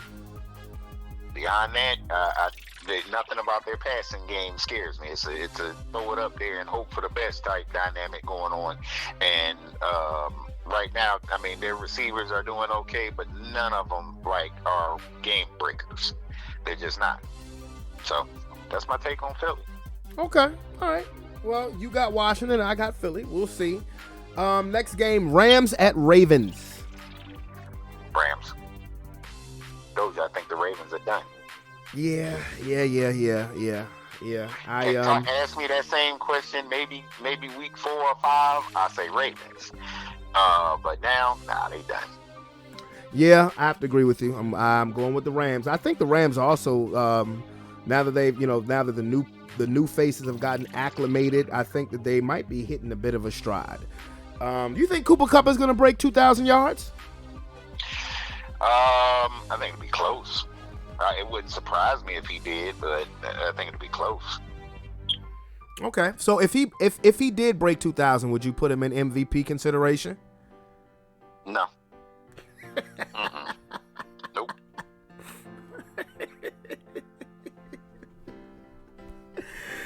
Damn. I mean, I'm just calling like it is. Like, Cooper Kupp's a really good wide receiver, but if you ask the average person, who do you think the top, say, 5 receivers in the league, Cooper Kupp does not initially come to mind. You might get to number 4 before. Yeah, I was going to say, I would put him as a top 5 receiver. I don't think he's the best receiver in football. I think he's having the best season of a receiver in football. I mean, obviously he is, but yeah, but I would at least put him in top 5. Put some respect on his name. Okay. Texans at 49ers. I think the Texans, that was their sign. That was their moment in the sun yesterday, beating the Chargers. So, yeah, I think they take the L like they're supposed to and go ahead and get right back in that draft pool. Move that draft position back down. Yeah, get right game for the Niners. I agree. Cardinals versus Cowboys. I already know who you're picking. Yeah, you already know. I don't even got to pick. It's the same philosophy against Hurts. Even though Kyler Murray is a different cat from the arm side of things, you have to take away his mobility. And I don't think our front 5 will have. I think they'll put Micah as a spy on him. And so far to date, it's worked out all season with him as a spy. Hopkins? Hopkins ain't playing again till the playoffs. Yeah, well then, yeah. I'm gonna be difficult, and I'm gonna say the Cardinals are gonna win. I don't believe it for a second. I believe Dallas is gonna win. I'm just saying this to be difficult. Yeah, I'm gonna pick the Cardinals. Panthers at Saints.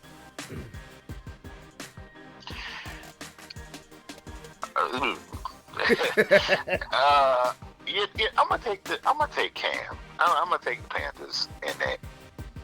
I'm gonna take the Panthers in that. You know, Cam ain't want to start since he been back. Yeah, but he, gotta win sometime. And like you said, the Saints, they starting the rookie. That's tonight, though. That's tonight. Yeah, but that would probably be next week too. No, probably why not. Go with it tonight and not go with it next week. I'm still gonna take the Panthers. I think it's a wash, really. If you look at both of them teams, you think that the Saints defense is better, but just in general, nah. And that's what I'm looking at. I'm looking at the Saints defense. I'm going with New Orleans. I'm going with New Orleans under the assumption that Taysom Hill will play. Not that Taysom Hill is some kind of world beater, but I'm just going under that assumption because that Saints defense is good, man. Matter of fact, that Saints defense is great, man. I mean, you shut out Tom Brady. That Saints defense is great. All right, Lions and Seahawks. Blah.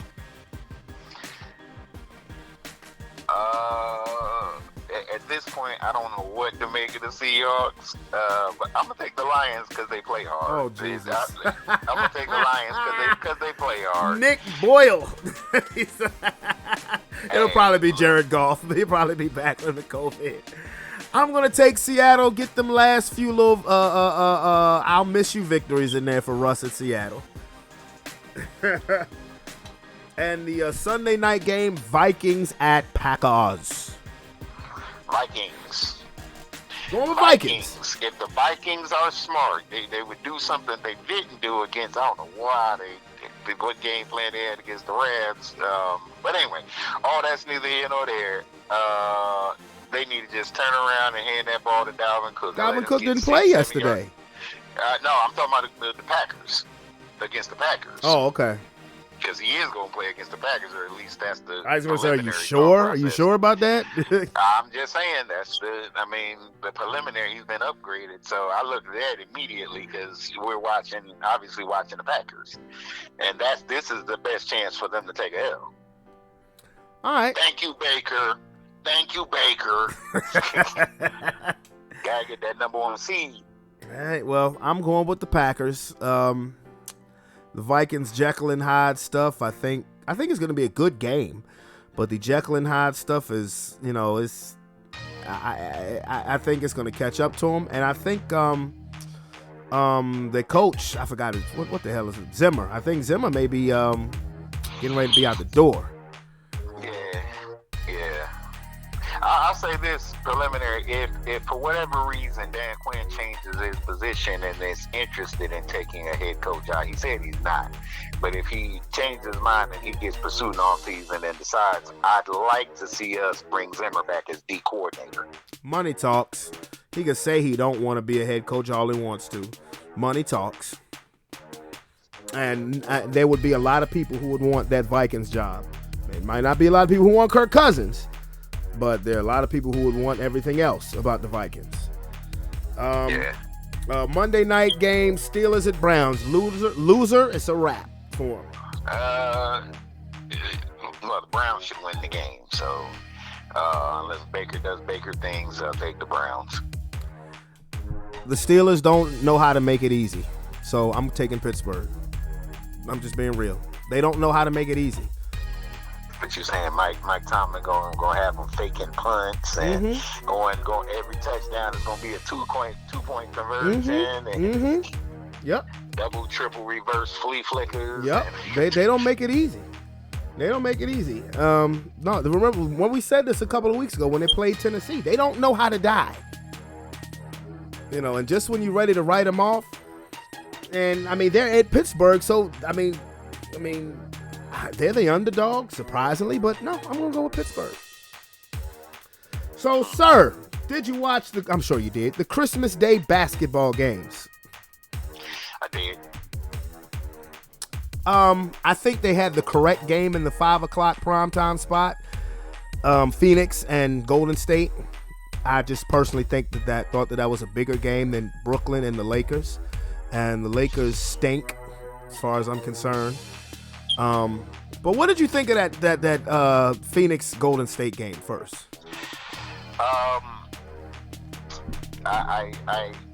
Well, so based on the earlier game with Phoenix in the season, I don't think, and I said this before, I don't think Golden State is head and shoulders above Phoenix.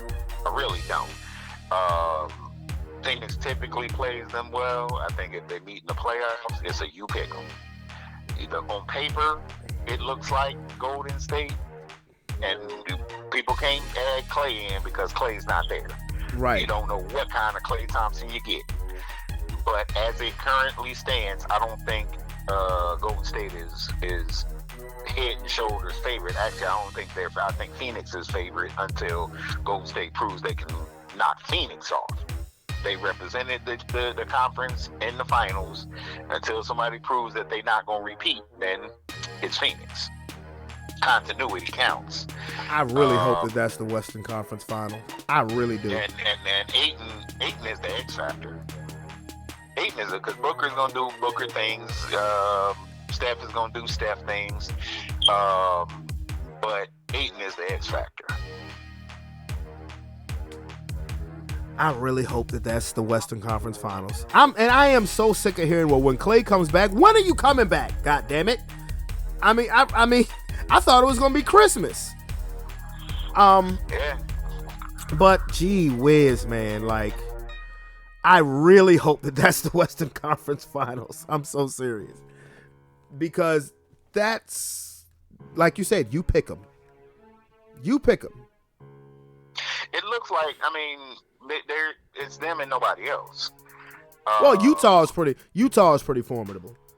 But but Utah is. Yeah, I was gonna say, but do you believe in them them when it comes to the playoffs? Again, they're the Jekyll and Hyde. Because one night they look like world beaters, and the other night they eking out a 1-point win versus sub 500 team, or they getting smacked up by a sub 500 team. I don't know what to make of Utah on paper. You think, but I don't know what to make of them. I won't put them with Phoenix and Golden State. They're at that next level. They're at that next level, like a fully healthy Denver is, at that next level. But we're not even going to see fully healthy Denver probably until next season. Exactly. Yeah. So I don't know what to make of all the rest of the teams in the West. It's crapshoot, man. They fighting for scraps. It's Phoenix and Golden State, nobody else. So what is your take on my Lakers? I know it hasn't changed. It hasn't. They suck. They need to stop letting LeBron, AD huddle up and dictate who you're gonna trade for, who you're gonna draft, They need to. I said this a long time ago about the Lakers, and as soon as LeBron went there and started piecemealing people, get rid of this guy, trade this guy, bring this guy in because I like him, and all of that. Okay, you're mortgaging your future first of all. Yeah, and I said this, if Pat Riley were, say, GM of Lakers, that would have never happened. Never. It would have never happened. Never. It's all being put on Westbrook, but I don't blame Westbrook. I don't blame Westbrook for that. They traded for him. It's not like he, was a free agent. But some of the other guys that were there, the young guys that were there, they're finding success away from that organization. You got the bubble championship, but you invested heavily in AD, a dude that's never, him and LeBron, I don't think have ever played 82 games. LeBron has, I think maybe once or twice, but Anthony Davis's check engine light is always on. Right, and so they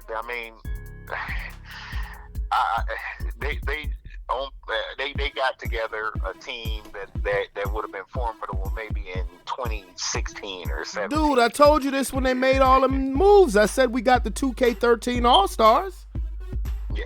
So that being said, they're washed. The Lakers are done. There is one thing that I'm interested in, and I'm curious to see your take because I just saw it. So I don't know if it's legs or Adrian Wojnarowski, right? Yeah, Wojo. Yeah, well, Joe, apparently we're talking to y'all with some kind of potential trade. Maybe the rumor is Kobe White to you guys for DeAndre Jordan, Kendrick Nunn, and either 1 or 2 second-round picks. I don't give a damn. Personally, in the big picture, I don't either. Kobe's not doing Kobe things for us, and he really hasn't found a place. So I'm thinking, okay, maybe Nunn will be better in that role and as a backup, and DeAndre Jordan is a stiff, but he's a big body, which is something that we lack behind Vucevic. So maybe, but I don't know. I don't know. I mean, I love Westbrook. I do. I don't put this whole blame. I don't put this whole thing on. I don't blame Westbrook for everything. I think he has at times gotten unfairly criticized. But I can't defend some of this stuff that I'm seeing as far as particularly the way he just plays out of control. Now, I've said this before. I said this years ago on the podcast that after Kobe retired, my favorite player became Russell Westbrook because of the way he attacks the game. He does not cheat the game in effort like a lot of players do. But goodness gracious, I mean, some of his turnovers, like you wouldn't allow a high school player to do before you yank him out the game. So a hypothetical question to you: if the Lakers had forget the Buddy Hield, we agree that that's the move they actually should have made. Yeah. But what if they made another similar type move for another dude that's kind of out there and he's in the doghouse and he's just collecting checks? John Wall, you mean? Yeah, exactly. Would the Lakers be better with John Wall than Russell Westbrook? Ooh, I don't know. I don't think John Wall can physically play as out of control as Westbrook has because of his injury. But they're not gonna trade. They're not gonna get traded for each other again, though, because that's essentially what happened. They're not gonna get traded for each other again, and nobody's gonna trade for Westbrook because they don't want that damn contract. They were talking to Philadelphia about possibly for Ben Simmons. Embiid stepped in and said, "Whoa. Wait a minute." Look, I know I've had my issues with Ben Simmons, but goddamn, and I feel bad for Russ because Russ leaves it on the floor every night. But his decision making, like, I'm so sick and tired of seeing him jump up in the air and not knowing what the hell he's gonna do with the ball. Right. And that's just that's really getting on my nerves because I love Westbrook as a player because he brings it. But I mean, look, the triple-double to me don't mean nothing. 1, if we're losing, and 2, if it comes with 8 turnovers. So, as a Lakers fan, forget Westbrook because we know what you would do with Westbrook if it were possible. If somebody came with a decent, not even a blockbuster, but a decent offer for AD, would you trade AD? I would trade AD for Ben Simmons. Yeah, I was thinking the same thing. I was thinking the same. He when he's healthy, he is what he is, but he ain't never healthy, on a continual basis, and in some of the biggest moments he's hurt.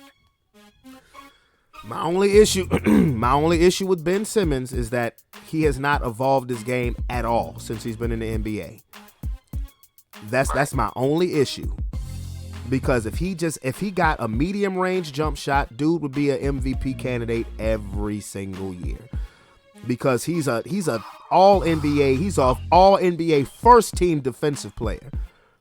I'm trying to figure out why his agent and why didn't he just link up with the dude that Lonzo Ball went to? Oh, the shooting coach? Yeah. I don't know because Lonzo's J is pretty wet now. Like, just go there, like 3-point shot. I told you, Lonzo Ball, when he takes a 3-pointer, I feel confident it's going in or it's going to be close to going in. Is when he takes the 2-pointers in mid-range, he's trying to beat DeMar. They do the little mid-range bunnies and stuff that I feel like he's off. But from 3-point range, yeah. Yeah, I'm gonna be honest with you. That was one of the things I hated about that Anthony Davis trade was getting rid of Lonzo and Brandon Ingram. Oh, you saw Greg Monroe was back in the league, right? Is he? Yes, he did. He got picked up by who the heck picked him up? I just saw it today. Somebody signed him. Well, they signing people to these hardship contracts because of the COVID shit. But some of them gonna stick. That's the crazy thing, because we signed Ilyasova. He hasn't played. Or signed Ilyasova. He hasn't played yet.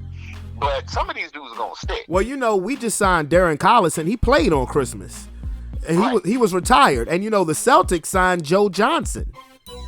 These other guys, they're not. See, some of these guys are still playing. That's the thing. Maybe the big three thing and all that. They still, yeah, big three players are seeing their opportunity right now. Right. Tyreek Evans was trying to get him a deal back. Still got dudes like Michael Beasley out there. Some of these dudes on some of these playoff rosters could contribute, even if it's only for 10 minutes. That's why I said signing Ilyasova is not a bad deal. This is the dude that, well, let's put it this way: between him and Blotty, they're gonna go down as the greatest charge takers ever to play the game. The only difference is Ilyasova sold his charges. Blotty was flopping. But other than that, both of them dudes is experts at taking charges. I mean, big body, 6'9" dude that can rebound. He might be old. Who knows how old he is? Because that was always a question with him. But I mean, if all he got to give you is 10, 15 minutes a night, that's all you need. Hey man, Darren Williams should try to come back. He should take the boxing gloves off and give it a shot. I think he gonna kind of stick with. Did you see the? Okay, so I saw the video breakdown, and somebody, it was all over the place. They broke down Logan Paul's fight. You mean Jake Paul's fight? Yeah, Jake Paul's fight. And he took a dive. Who? Tyron Woodley? He took a dive. He took a dive because you see in the video they slow-mo showed him every angle, hands up, and it almost looked like he raised his eyebrow. When you look at his face, he raised his eyebrows, and Jake Paul winds up, reaches back, does his little wind up, and he drops that hand and makes his chin available for that punch. And I mean, he cold-cocked him. But I'm going to tell you this. I don't care if he did take a dive, because Jake Paul, look, I mean, I'm just tired of people saying, hey, Jake Paul is for real. No, he ain't. No, he's not. You're not going to convince me that a person claiming to be a boxer is for real when he's not fighting boxers. Right. Right. So I don't really care if that's the case. I mean, look, good. I'm not knocking his hustle, but to these people out here that are making it seem like he's a legitimate fight, no, he ain't. You could put him with the top 20 cruiserweight in the world, and they'll clean him out. I look at him kind of like I always looked at, and this is no disrespect to the man, but Butterbean was just exactly. He was a sideshow. He was a sideshow fighter. Exactly. And so, come on now. But you keep talking that junk, maybe Mike may say yeah. But even Butterbean was fighting legitimate boxers. Right. Waive that clause. Go ahead, waive that no knockout clause and sign on the line with Mike Tyson if you're a real fighter. Oh my goodness. Man. That'll end that celebrity boxing crap real quick. That'll end it. Because all of this talk of, well, he's trying to call out Canelo. That's not. Fight Lennox Lewis. But that's what I'm saying, because he keeps on saying, well, he's calling out Canelo. That's for shits and giggles. Because for one, he hasn't done anything to deserve to be in the ring with Canelo. Two, you realize he's calling out a fighter who he has a 30-pound weight advantage over. So you 109. Importantly, from Canelo's standpoint, just from not even from an embarrassment standpoint, like why would he take that fight? Like he's an active fighter, actual competitive, right? Active fighter. Why would you take a fight against somebody like him? You know who I actually want to see him fight. and I guarantee you he would never do it because this guy actually has a boxing pedigree. He old, but he actually has been fighting recently and been winning. I would love to see him fight Anderson Silva. No, I don't think he's gonna take. I don't think he would. No, but they're around the same. I say that because they're around the same weight. I mean, I get that, but one of them things is not like the other. Right, One is a professional knockout artist. I mean, and got them hands in the octagon, and everyone knows it. But he's fighting old, washed-up UFC fighters, right? Ben Askren, washed up. Tyron Woodley, washed up. Anderson Silva, a couple of months ago, beat Julio Cesar Chavez Jr. in a real boxing match. And he beat him by decision. That's the crazy thing. So, yeah. So, I mean, he keep on calling out. I mean, I don't like, Jake Paul, look. Okay, it's a pro and con. The pro is, yes, you're bringing attention to the sport of boxing. The con is you're selling a false narrative because you're parading yourself to be this big-time boxer, knockout artist. You beat a YouTuber, a basketball player, and two washed-up UFC dudes whose strength in UFC wasn't striking. It was wrestling. You know what I'm saying? So who the hell are you? So I don't take that, man, please. I don't care if Tyron Woodley did take a dive. I mean, he's gonna be a meme. I mean, he's gonna be, he's gonna be a replay, for the rest of the year, maybe for the next couple of years. Now, the meme is Frank Gore. Did you see that shit? Yeah.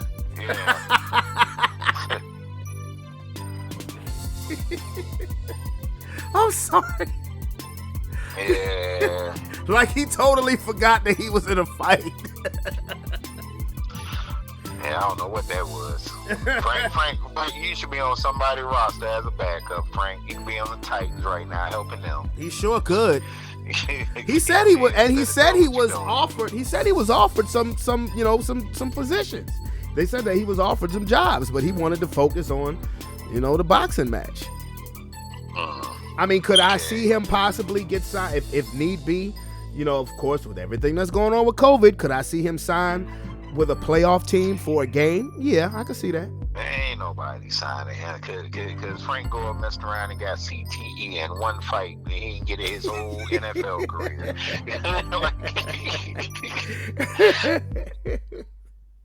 I don't know what's going on with that. They was trying to pit it NFL versus NBA. I was seeing all them tweets. Come on, Frank, you can't lose to an NBA player. Well, styles make fights, and Darren Williams had like 6 inches on him. So he didn't have to do much. All he had to do was really just jab him. One to him. No, that's what he did. Literally just one to him. The whole fight. So I don't know what that is. Well, I mean, I guess you got to do something for entertainment during COVID. I guess. I don't know. Because, like I said, the whole Jake Paul thing, like whatever, honestly. So, I don't know what I'm going to be looking forward to as far as boxing goes next year. I mean, hopefully, Terrence Crawford and Errol Spence will fight. I'm not going to hold my breath. I will say this, though, about Jake Paul. He's definitely bringing light to the attention as far as Dana White and UFC.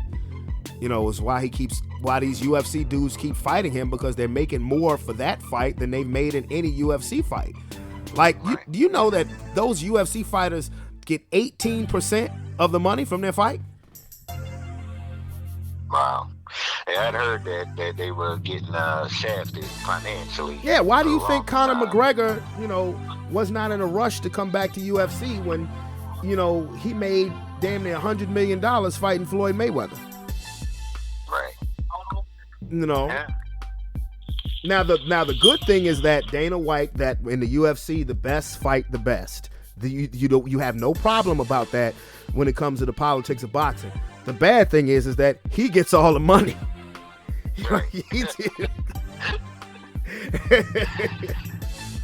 He's taking all the money, and it's just a matter of time before certain fighters start calling him on that shit. Because, goodness gracious. That's a brutal sport to be getting financially shafted in. I was gonna say, Jake Paul, you really want to be that dude? Why how come you don't step into the octagon? He will never. Yeah, let him fight Kasim Usman. Yeah, let him fight that dude in the octagon. That shit will be over with in 2 minutes. So just because I know you saw this on that boxing, but these are two fighters, so this would be somewhat legit, even though they kind of older. So you saw the little thing with Shannon Briggs and Rampage. Yeah, I heard about that. Going back and forth, and I mean, it was tossed out there. Shannon Briggs said, "I'll fight you." Shannon Briggs was trying to fight Tyson. Yeah, I know. I know. He was trying to fight Tyson for all Brooklyn fight. But he was in the video going back and forth with Rampage about fighting. I'm not sure who spurred that on. These dudes are seeing that money, that, you know, that because people are so in love with nostalgia, and we want to see our heroes. You know, now Shannon Briggs will knock him out, though. I think Shannon Briggs will knock him out too, but people are willing to, you know, risk life and limb to get that money. But then when you look at Evander Holyfield fight, you say, ooh, you know, I am such and such years old. Damn. You know. But you know what, though? You know what happened with Holyfield. Of course. He was not doing what Mike Tyson is doing. Like, as we talking, Mike Tyson is punching some bag somewhere.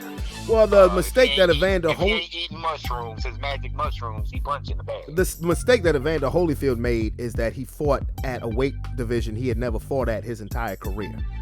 He you know, because remember, he was a replacement for Oscar De La Hoya, who caught COVID and had to back out the fight. That was at a light heavyweight. That was at the light heavyweight limit. Evander Holyfield, even before he became a heavyweight, was never a light heavyweight. He was a cruiserweight.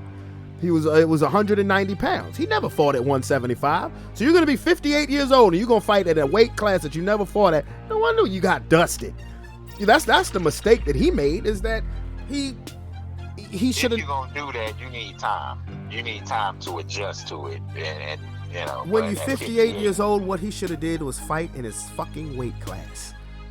He should have just fought. He could have found some heavyweight. He could have found a heavyweight that would, you know, so he could have fought Shannon Briggs. Shit. You know what I mean? Like, real talk. He could have fought Shannon Briggs. People would pay to see that. People would pay to see Holyfield and Shannon Briggs fight. I watched that fight when he fought dude. And the other guy he fought was a former UFC fighter. Now, he had been boxing for a while, so he does have a boxing background. But it didn't surprise me. You know, I mean, now the first round knockout, that did surprise me. But him losing, that ain't surprised me. Because as soon as they said De La Hoya's not fighting, Holyfield's replacing him, I said, wait, what? I said, what weight is this fight at? 175. I said, man, and he did that shit on like 2 weeks' notice. I said, Evander's crazy. I said, he must be really broke, or he's just really crazy. Right. To do that. You know. So maybe 6 months notice, but definitely not 2 weeks. Yeah, man. That's what Tyron Woodley did with Jake Paul. He took that fight on 2 weeks' notice because they were about to have to drop the whole event, because he was originally supposed to fight Tyson Fury's brother, who is a boxer, Huey Fury. He is a boxer, not a very good one, but he backed out for medical reasons. I don't know if it was COVID or not. But they were about to literally scrap the whole event and offered Tyron Woodley. Tyron Woodley said yes. Jake Paul gave him a Rolex saying thanks for keeping this event going and gave him a little bit more kickback on his check. So Tyron Woodley still made out good financially, but he ain't no boxer. He ain't no damn boxer. You know, but it is what it is. It is what it is. So, like I said, I don't know what to look forward to next year with boxing. Like I said, I just hope that Crawford and Errol Spence fight, and I would like to see Canelo fight one of the Charlo boys, just for up in competition. Because none of Canelo's fights move me either. You know, none of his fights move me either. Like when Or Canelo could fight Triple G again. I mean, to me, he's been ducking that third fight because, in my opinion, I don't think Canelo won either fight against Triple G. I thought that was a De La Hoya hose job since he was still with Golden Boy. But anyway, let me go ahead and get ready to get out of here and make these kids some dinner, man. Oh, the playoffs is coming up. Ooh, the playoffs are coming. They coming. Now, you know, you said yourself, I'm not normally a shit dogger, but I'm just gonna tear you to shreds when that NFC West team take that L. Because there's a good chance the way things are going, if we hold on to staying number 2, if we don't move up number 1, stay in number 2, there's a chance that we play Philly and then we turn around and play Philly if they make it in. Right. And there's also that chance that we do pull Arizona. I think Arizona is going to finish at number 5, possibly. Now they could. Now I think for y'all to play Arizona in the first round, if y'all stayed at 2, Arizona will have to fall completely to number 7, and I don't see that happening.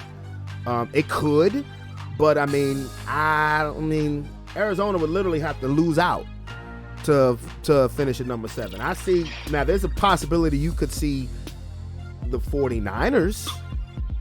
You could possibly. My optimal thing. I don't want the 49ers. My optimal thing would be to. I know you don't want the 49ers because they're gonna beat you.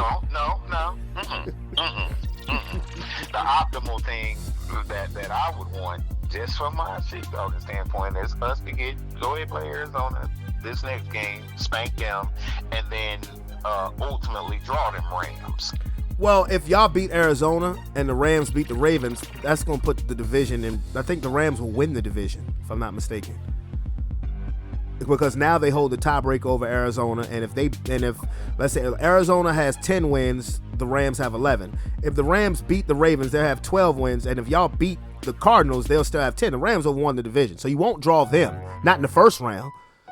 You won't see them in the first round. Well, I don't care. I don't care when we draw them, but the Rams will smoke y'all, man. I'll say it again. They'll smoke. Okay. I think you're overrating the Rams. No, I'm not overrating them. They'll smoke you like a blunt. I think you're overrating the Rams. They'll smoke you like a blunt. Our pass rush. I'm not underrating. As it stands right now, you do realize our pass rush is better than the Rams. Okay, and the Rams will smoke you like a blunt. Okay. The funny thing is, our pass rush is better than theirs, our offense is better than theirs, but yet they're going to smoke it. They'll smoke you like a blunt. Smoke you like a blunt. I understand it's hard for you to comprehend that. Smoke you like a blunt, like a Philly, a game, Dutch, whichever. I mean, if Stephen A can come around, you too can come around. Oh, so that's because Stephen A done sold his soul to Jerry Jones. That's what that's about. If Stephen A can come around, you too can come around. Oh, please. He's just man enough to admit it. Nah. He's just man, that's all it If I ever had a sit down with Stephen A and Molly, I would tell them they should both be a goddamn shame to themselves. See, when you're talking to people that's haters like that, you can't win, because at the end, ultimate argument will be you only won because that'll be the argument when that time comes. No. I will not do that. No, I will not do that unless it has something to do with COVID, and that could happen to anybody. Watch Kelvin Joseph. Remember, I said that name. Watch Kelvin Joseph. Boy, now. Okay, so you said this is the guy playing opposite of Trayvon Diggs last night, number 24. That hasn't really. He's a second-round pick. He hadn't played all year, but because of COVID, he got his start. Played 59 snaps last night. Did not give up a reception. So this is so you're telling me this is what you're gonna do when y'all, if y'all, but So what do you think is going? What do you think is going to happen when y'all are one and done? What do you think is going to happen when y'all one and done? What do you think is going to happen on your end, coming from me? Well, I would imagine the same thing that's going to happen when we're not one and done. That it'll move to the next. See, everybody keeps moving. No, you'll move the goalpost. No, I won't. That's what haters do. I won't. Haters do.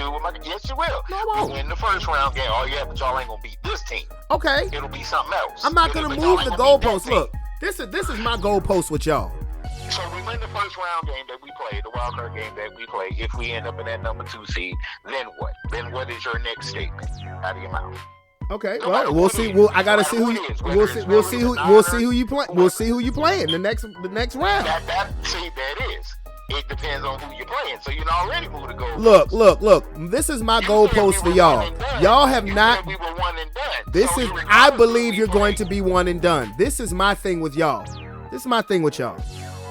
No championship appearance in over a quarter century. So if you win your first round playoff game, who gives a fuck? Because you haven't been to so much as a conference championship game since I was in 7th grade. I am 38 years old, sir. So that's my goalpost for you. What? Huh? That has what to do with what? Oh, this. That's like that. Hold on. That's like saying, well, then you need to discount. Why not discount Cincinnati? Why not discount? You can discount a lot of teams based on what have you done for me. Okay. lately. No problemo. Because I would say the same thing about Washington, who hasn't been there longer. No. I just said why not discount Cincinnati? You love Cincinnati. What's the difference? It's been much longer in Cincinnati. Yeah, they got the curse of Bo Jackson on them. So then my question becomes, why is it a team like Cincinnati who can have a longer drought but don't? You know why? Because they don't get the waste. Because they don't get the wasted airspace and attention that you losers get. We get it.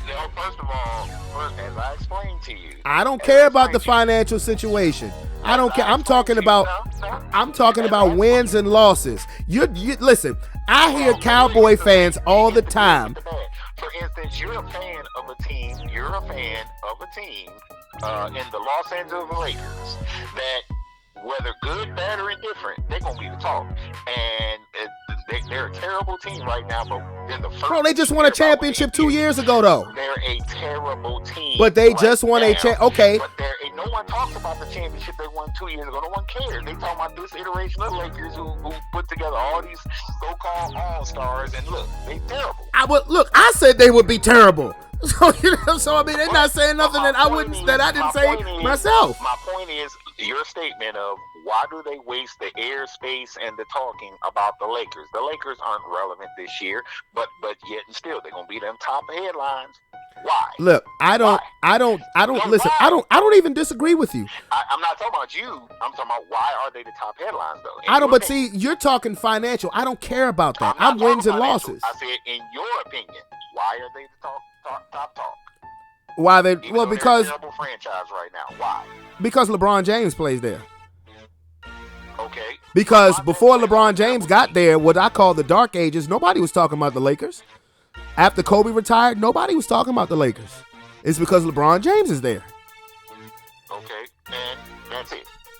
It's just because LeBron. Because if LeBron James was not there and the Lakers sucked, they would not be getting talked about. Because I saw it for my own eyes.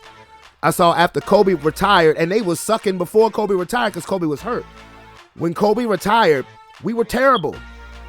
And nobody was talking about us because we weren't worth talking about.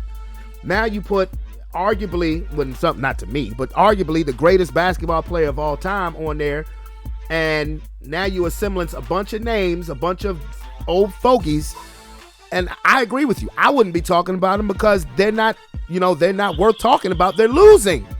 And when it comes to you guys, I hear Cowboy fans talk all the time, blah, blah, blah.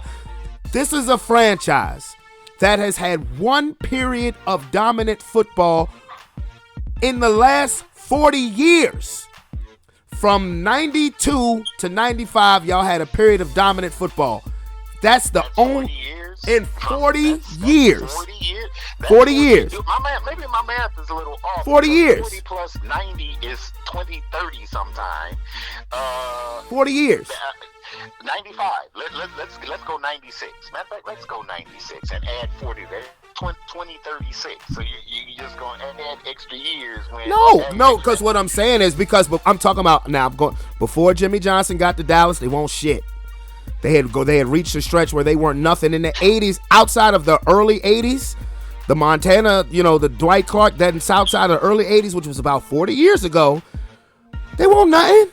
Well, no. Let me correct you and educate you, because clearly you are mistaken. First of all, with the exception of what? 3 seasons, we never had a losing season. Like, literally. During that entire time, and we were playoff teams. Danny White lost the see people talk about the. I understand the Eric Dickerson game. I get it. But they were playoff teams the whole way. Playoff teams. So you won Super Bowls in one era, you won Super Bowls in another era. Let's forget that. Forget that. When you scrutinize franchises, we can take a look and say, okay, sans Elway. And the Terrell Davis era. The Broncos had a long history prior to that, and they were nothing. You can look at gaps. For instance, when you look at the Giants won with LT, and then they won again with Eli. But the Giants have one of the longest histories in NFL history. Yeah, they won NFL championships back when they was running around with blue sweatshirts and leather helmets. The Cleveland Browns won those too. I ain't worried about that. So my point is, based on the law of averages, between the Steelers, Cowboys, 49ers, and Patriots, they account for the bulk of the Super Bowls. The Cowboys and Patriots being the youngest of those franchises. The youngest, because the 49ers predate them and the Giants predate them. Everybody else predates those teams. To have won that many in your franchise history, you ain't no slouch. You know what? That matter. It does not matter in the big picture, because it is a what have you done for me lately league. You're right in that sense, but to say, well, we just won, even like the Lakers bubble situation, and 2 years ago. That's 2 years ago. 4 years of dominant football in the last 40 years. I don't care if you made the playoffs you in keep the saying, 80s. I don't. Why did you keep saying 40? 40 years, yes, because in the 1980s, yeah, y'all might have made the playoffs, but that division was ran by the Giants and Redskins. When did the Cowboys last win a Super Bowl? 95. I'm giving you credit for that. January of 1996. Okay, if you want to be technical, yeah, January of 1996. No, that's calendar. That's the actual time. January, okay. Now add 40 years to that. You're missing what I'm saying. You're missing what I'm saying. 15 years in the future. Why do you keep saying 40? You're missing what I'm saying. You're missing what I'm saying. The 80s. No, I'm not. I'm doing math. I'm doing math too. If the Broncos won a Super Bowl how many years ago? 5. Why would I say 10? That's my point. No, That's my point. Okay. It is 2021, right? Right. It's 2021. 1981, that was the year of the Dwight Clark catch, if I'm not mistaken, right? The Cowboys won a Super Bowl in 96. So why would you keep going all the way back to 81 as if that's the point what I'm saying is that you have a team, you have a franchise that gets unnecessary attention. I don't care if it's financial or for whatever. But the truth of the matter is that over the last 40 years, they have been a dominant football team for 4 of those years. 92, 93, 94, 95. That's when you went to 4 straight NFC championship games and 3 Super Bowls. Other than that, mediocrity has carried the day. And this is, and I say again, in terms of that, you could legitimately make that argument about a whole lot of teams. Legit, you can make a whole lot, but they don't get the unneeded attention that you guys get. That's the point that I'm trying to make. You feel like it's unneeded, but the Giants get hella attention, and the Giants are terrible. They've always the Giants don't get the type of attention that y'all get. Yes, they do. No, they don't. No, they don't. You know how much the Giants are worth? I know how much the Giants are worth, but you can't. The Giants. First of all, let me. I'll just say this, and then you'll understand. The Green Bay Packers, to a less degree, the Seattle Seahawks, the Bengals, all these teams thrive. Why?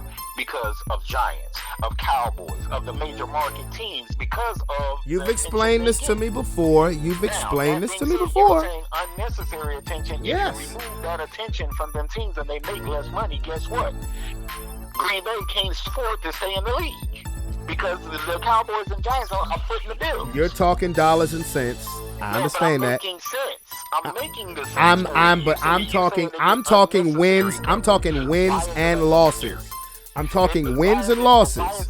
You have to cover the football team. They play football. So whether they win or lose, you got to cover them because they make the most money. You got to talk about the Lakers. Whether they make the playoffs, win, lose, or draw, they are a draw. They're the entertainment of the NBA. It's only Bulls, Knicks. These are the teams. Bulls, Knicks, Lakers. I wouldn't, honestly, I'm gonna be honest with you, and I'm not trying to be funny. And the only reason why Golden State can pay the money that they pay and this luxury tax thing, why? Because they're in California. I was going to say, if you're going to talk about, finding entertaining teams, I can't put the Bulls in that discussion. You can't put the who? I can't put the Bulls in that discussion. The Bulls discussion. The Bulls are a $5 billion team. I get that. But but the Bulls have stunk for the majority of the time that Jordan. The Bulls have stunk the majority of the time that Jordan left. I think we just lost Tony. Yeah, we had lost him for a second, but now we got him back. Okay, go ahead, sir. So, Magic Johnson, Kareem Abdul-Jabbar, Kobe Bryant, Shaquille O'Neal, LeBron James, Anthony Davis. In saying what I was saying about why these teams are relevant, money talks. It always has. In the big picture, in the grand scheme of things, it's a business. It's for TV ratings. It's sort of like I'll use the Muhammad Ali thing from years ago. Muhammad Ali was a polarizing dude. We love him. But just in general, he was a polarizing dude to the public. People loved him or they loved to hate him. And his fights would sell out because people would show up because they wanted to see him win. And there were people that showed up because they wanted somebody to shut that mouthy nigga up. Yeah, Floyd Mayweather. I mean, that's how it was. That's how it's been with Floyd Mayweather. Yeah. Nah, we ain't gonna even compare Floyd Mayweather to Muhammad Ali. No, I'm just saying, like, people literally... I bought plenty of his fights because I wanted to see him lose. So, in essence, to address your statement and for a good fight party. Why the Cowboys, like I said, you think it's not the Giants, but the fact that they are such a lucrative franchise, they're in a major market, just like in Dallas. There's a lot of business, commerce, whatever, but just in general, money make the league go round. And so you have to promote these teams. The Giants get just as much coverage. They sell as much. They sell almost as much merchandise as the Cowboys. You can go anywhere from coast to coast and find Giants fans. You can go anywhere coast to coast and find Cowboys, and you go anywhere coast to coast and find 49ers fans. You go anywhere and find Steelers fans. You be in Puerto Rico, somebody walk around with a Roethlisberger jersey. I don't know why, but they be walking around with it. I know. Same thing with the Green Bay Packers. They travel well. So, to address the statement just in general, it is because at the end of the day, the NFL is a business. Whether you personally want to hear about the Cowboys, I don't want to hear about the Lakers. I know the Lakers suck. All I want to know is how much they got beat by. And what's LeBron's excuse? What's LeBron's excuse this time? I'm not even mad at that. Because I feel like he's like one step from throwing some teammates under the bus. He has a history of that. Oh, I think what's going to end up happening is, I think I've told you this before. Remember 2018, when the 2017-2018 season, when they started the season, they had a bunch of names. They got Isaiah Thomas to replace Kyrie, essentially. They brought in Dwayne Wade, Jay Crowder. You remember that season. Things weren't working out, and by the trade deadline, they pretty much cleaned house. Dwayne Wade went back to Miami. Isaiah Thomas went somewhere. Jay Crowder went to Utah. They brought over Larry Nance Jr. and that's when they was pretty much a team of LeBron, J.R. Smith, and Kevin Love. But I think that's going to happen again. I think a lot of these players that are under one-year contracts with the Lakers, I think they will get moved. But let's be clear, because the NFL is that business and it's in their best interest to promote certain things, whether it be from a nostalgic standpoint or a current standpoint, it's great for them if it can be both, which is why they've influenced at times situations from a playoff perspective, because it's a good story. We all know it, that's their little dirty secret, but right now, we're going, a few games from the playoffs. I promise you, one of the very first things we're going to see, as soon as the playoff hit, some graphic with Vince Lombardi. Some graphic for Vince Lombardi. As if to say somehow the Packers are that Green Bay Packers as a franchise is intertwined with the NFL championship by default. Let me ask you something. I meant to ask you this earlier because I talked about this earlier. You know how, and this is something that I believe some things just got to be let go. And you always hear it every year, they don't want to play Green Bay in January. Man, look, I'm tired of hearing about that because that Lambeau legacy is no more. I don't think Lambeau, now when I was a kid, Favre's Packers and Lambeau weren't to be trifled with. But that mystique started to die with Favre. Remember when Michael Vick came in there and won? And then after that, Eli came in there and won twice. Kaepernick came in there and won. Brady came in there and won. All games in January. I just thought I would just throw that out there because I don't see they making it like who wants to come to Green Bay? Green Bay ain't motherfucking scaring nobody. In Lambeau. Well, to be fair, it's not just Green Bay. It's to be fair. The weather, I know. Of places that you can play because of various conditions that have a mystique about them where teams have went and won. It's not on a regular that it happens, but it has happened. Green Bay being one of those places, but that falls onto that nostalgic dynamic. And believe it or not, whether you want to believe this or not, it ties directly to the Dallas Cowboys because of the Ice Bowl. The Ice Bowl, I know. The Ice Bowl. Right. Yeah. And that whole dynamic, because people believe that Dallas genuinely was a better team, but you playing in ice, and that favors Green Bay, which by logic it does because the players are acclimated to that weather if that's the actual weather conditions at the time of the game. If it's like -20, then you're going to favor Green Bay unless it's a team that usually plays in that kind of weather. But even that is not guaranteed. But Green Bay, Denver, Mile High. Arrowhead. Oh yeah. Mile High is y'all stadium. I was thinking Arrowhead. KC, yeah. Arrowhead. Seattle, because of noise. To a lesser degree, and I mean a far lesser degree, to a man, a lot of players have said Cleveland is a rough place to play. I've heard Cincinnati back in the day. AFC Championship game, Chargers, Bengals, -60. And for a whole different reason, Philly. Just because of the way the fans are. You might get hit with a deep battery inside your helmet or something. that's covered in snow. Right. So every place has that, there's a number of teams that have that mystique about that, about playing them in their stadiums. So, I don't know. Like I said, it's just a nostalgic thing, but that's the reason why we get the talk. That's the reason why, again, the Giants, the NFL's coverage of the Giants is pretty extensive. It is. But, again, you got to look at the key money makers. That's who's going to get the coverage because that's where the marketing is. That's where the money is. It's smart business. That's all. It's smart business. I don't think the Giants get talked about nearly as much as you guys. You have to look some numbers up to that. You can say that, but look at the numbers.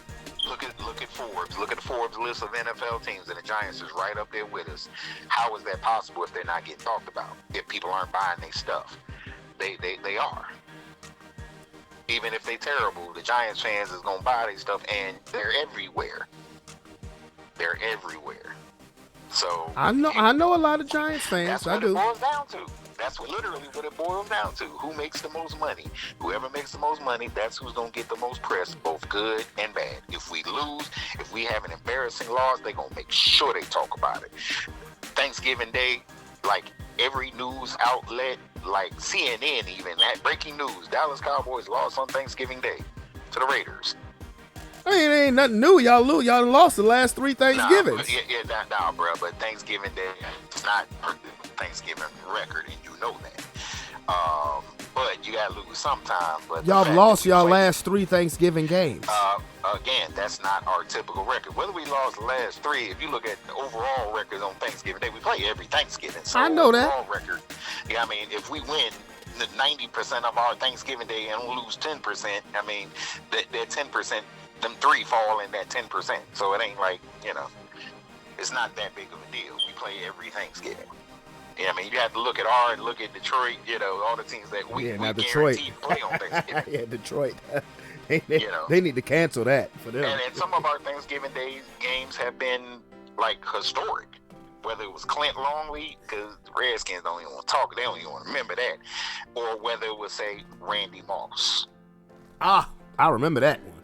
Woo! So, either way, it was good publicity for the NFL. But anyway, you've explained this to me before, but I'm just gonna keep it where I'm at. Y'all suck. Y'all going home in 1. Y'all suck. Y'all going home in 1, and y'all 1 and done. Okay. Mr. Parsons said, okay. Don't bet Mr. Parsons said, don't bet your house on that. Okay, I won't. But y'all suck, and y'all going home after round 1. Anyway, sir, let me get out of here so I can fix my kids something to eat. Oh, we will be at this again, okay? Yeah, I'm about to go check out the Hawks and Bulls tonight. Okay.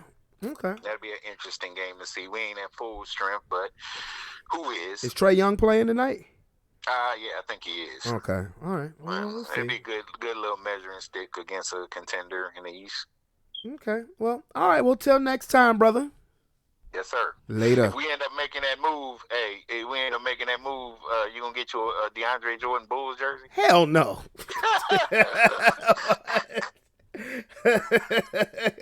DeAndre Jordan Bulls or no? Trade us Caruso back. Yeah. Caruso is staying banged up. He's not playing tonight. I ain't mad at him because he gets banged up on the floor doing what he does best. Trade us Lonzo back. Nah, I think we good on that. I think we gonna hold on to both of them cats. But till next time, my man. Yes, sir. Later on. My man Tony, we're going to go back and forth, and I understand what he's trying to explain to me as far as the financial aspects. I'm talking about wins and losses. Okay, so that's where I'm at with it, and I don't, me personally, I'm not going to give attention to a team that consistently falls short, and doesn't get to the big game and fall short. They consistently fall short well before, the Super Bowl or anything like that. So I just can't wait till they 1 and done. So, yeah. You can tell me all you want to about the finances, and this is what I have to say about the Cowboys. Fuck them. Anyway, with that being said, with a buzzer. Oh, man, this is the last show of 2021. I didn't even say the date. Today is December 27th, 2000 of the 2-1. The next time you will hear this podcast, it will be 2000 of the 2-2. So I just want everybody to be safe out there. Have a wonderful and blessed new year, and just hope that let's hope and pray that things will continuously will get better in regards to the world that we live in, because we're still going to be in a pandemic. Pretty soon we will have been in a pandemic for 2 years, and who knows when that ending will be in sight, because just when you think you got COVID under control, here comes Omicron and Capricorn and Galvatron and Megatron and all these different variants of this damn virus. I'm just so sick of. And one thing I'm not going to do is judge anybody in regards to vaccinated or unvaccinated. Like I was explaining to my aunt and my grandmother on Christmas, I said that I am not going to be part of the division that is going on in this country in regards to vaccinated or unvaccinated people. I'm just not going to do it. But this is what I will say to people who are unvaccinated: if you want the pandemic to stop, help out. That's all. I mean, and even then, everything was handled wrong from the jump. And this is a country that it really, when I think about it, in its totality, it can definitely sadden me because this place known as America too often shows that the value in this country is currency and not humanity. And that's something that definitely needs to change, because this is a country that is the most divided that it's been since in probably the last 50, 60 years. And while technology continues to go forward, the morale of this country continues to go backwards. And that is definitely something that we need to fix. And I think part of it will start when this pandemic eventually comes to an end. But how is that going to happen? We just have to wait and see. But with that being said, and really that's kind of my wrap up of 2021. While a lot of people were still shocked and mystified over the events of 2020, there's a lot of stuff that was going on in 2021 that just was like, whoa. Outside of a presidency and a government changing, the division is remained the same, and with the pandemic and the vaccine options, it's become more divisive. And we just, as a society, have to do better. And one reason we have to do better is because, you know, if particularly if you're a parent, you don't want our future to be in jeopardy or setting the wrong bar, setting the wrong example for those people who actually are our future, which is our children. So, and you know, that reflects on leadership. And I don't think leadership has been there for the better part of the last 5 years. It doesn't matter who the president is. We were all so hyped, you know. We were all so hyped in January of this year. And wonder how you feeling now. Just curious. I mean, I think all leadership when it comes to what happens on Capitol Hill is FOS. That's just my personal opinion. But with that being said, I just want everybody to have a happy, safe, and wonderful new year. And do what it do in 2022. As long as it's on the up and up. So definitely hit that subscription button if you haven't already done so. It's your boy Brandon Brevon Towns for the final episode of Sports Plus Life in the year 2021. I'm out this bit. Happy New Year. Peace. Love you guys.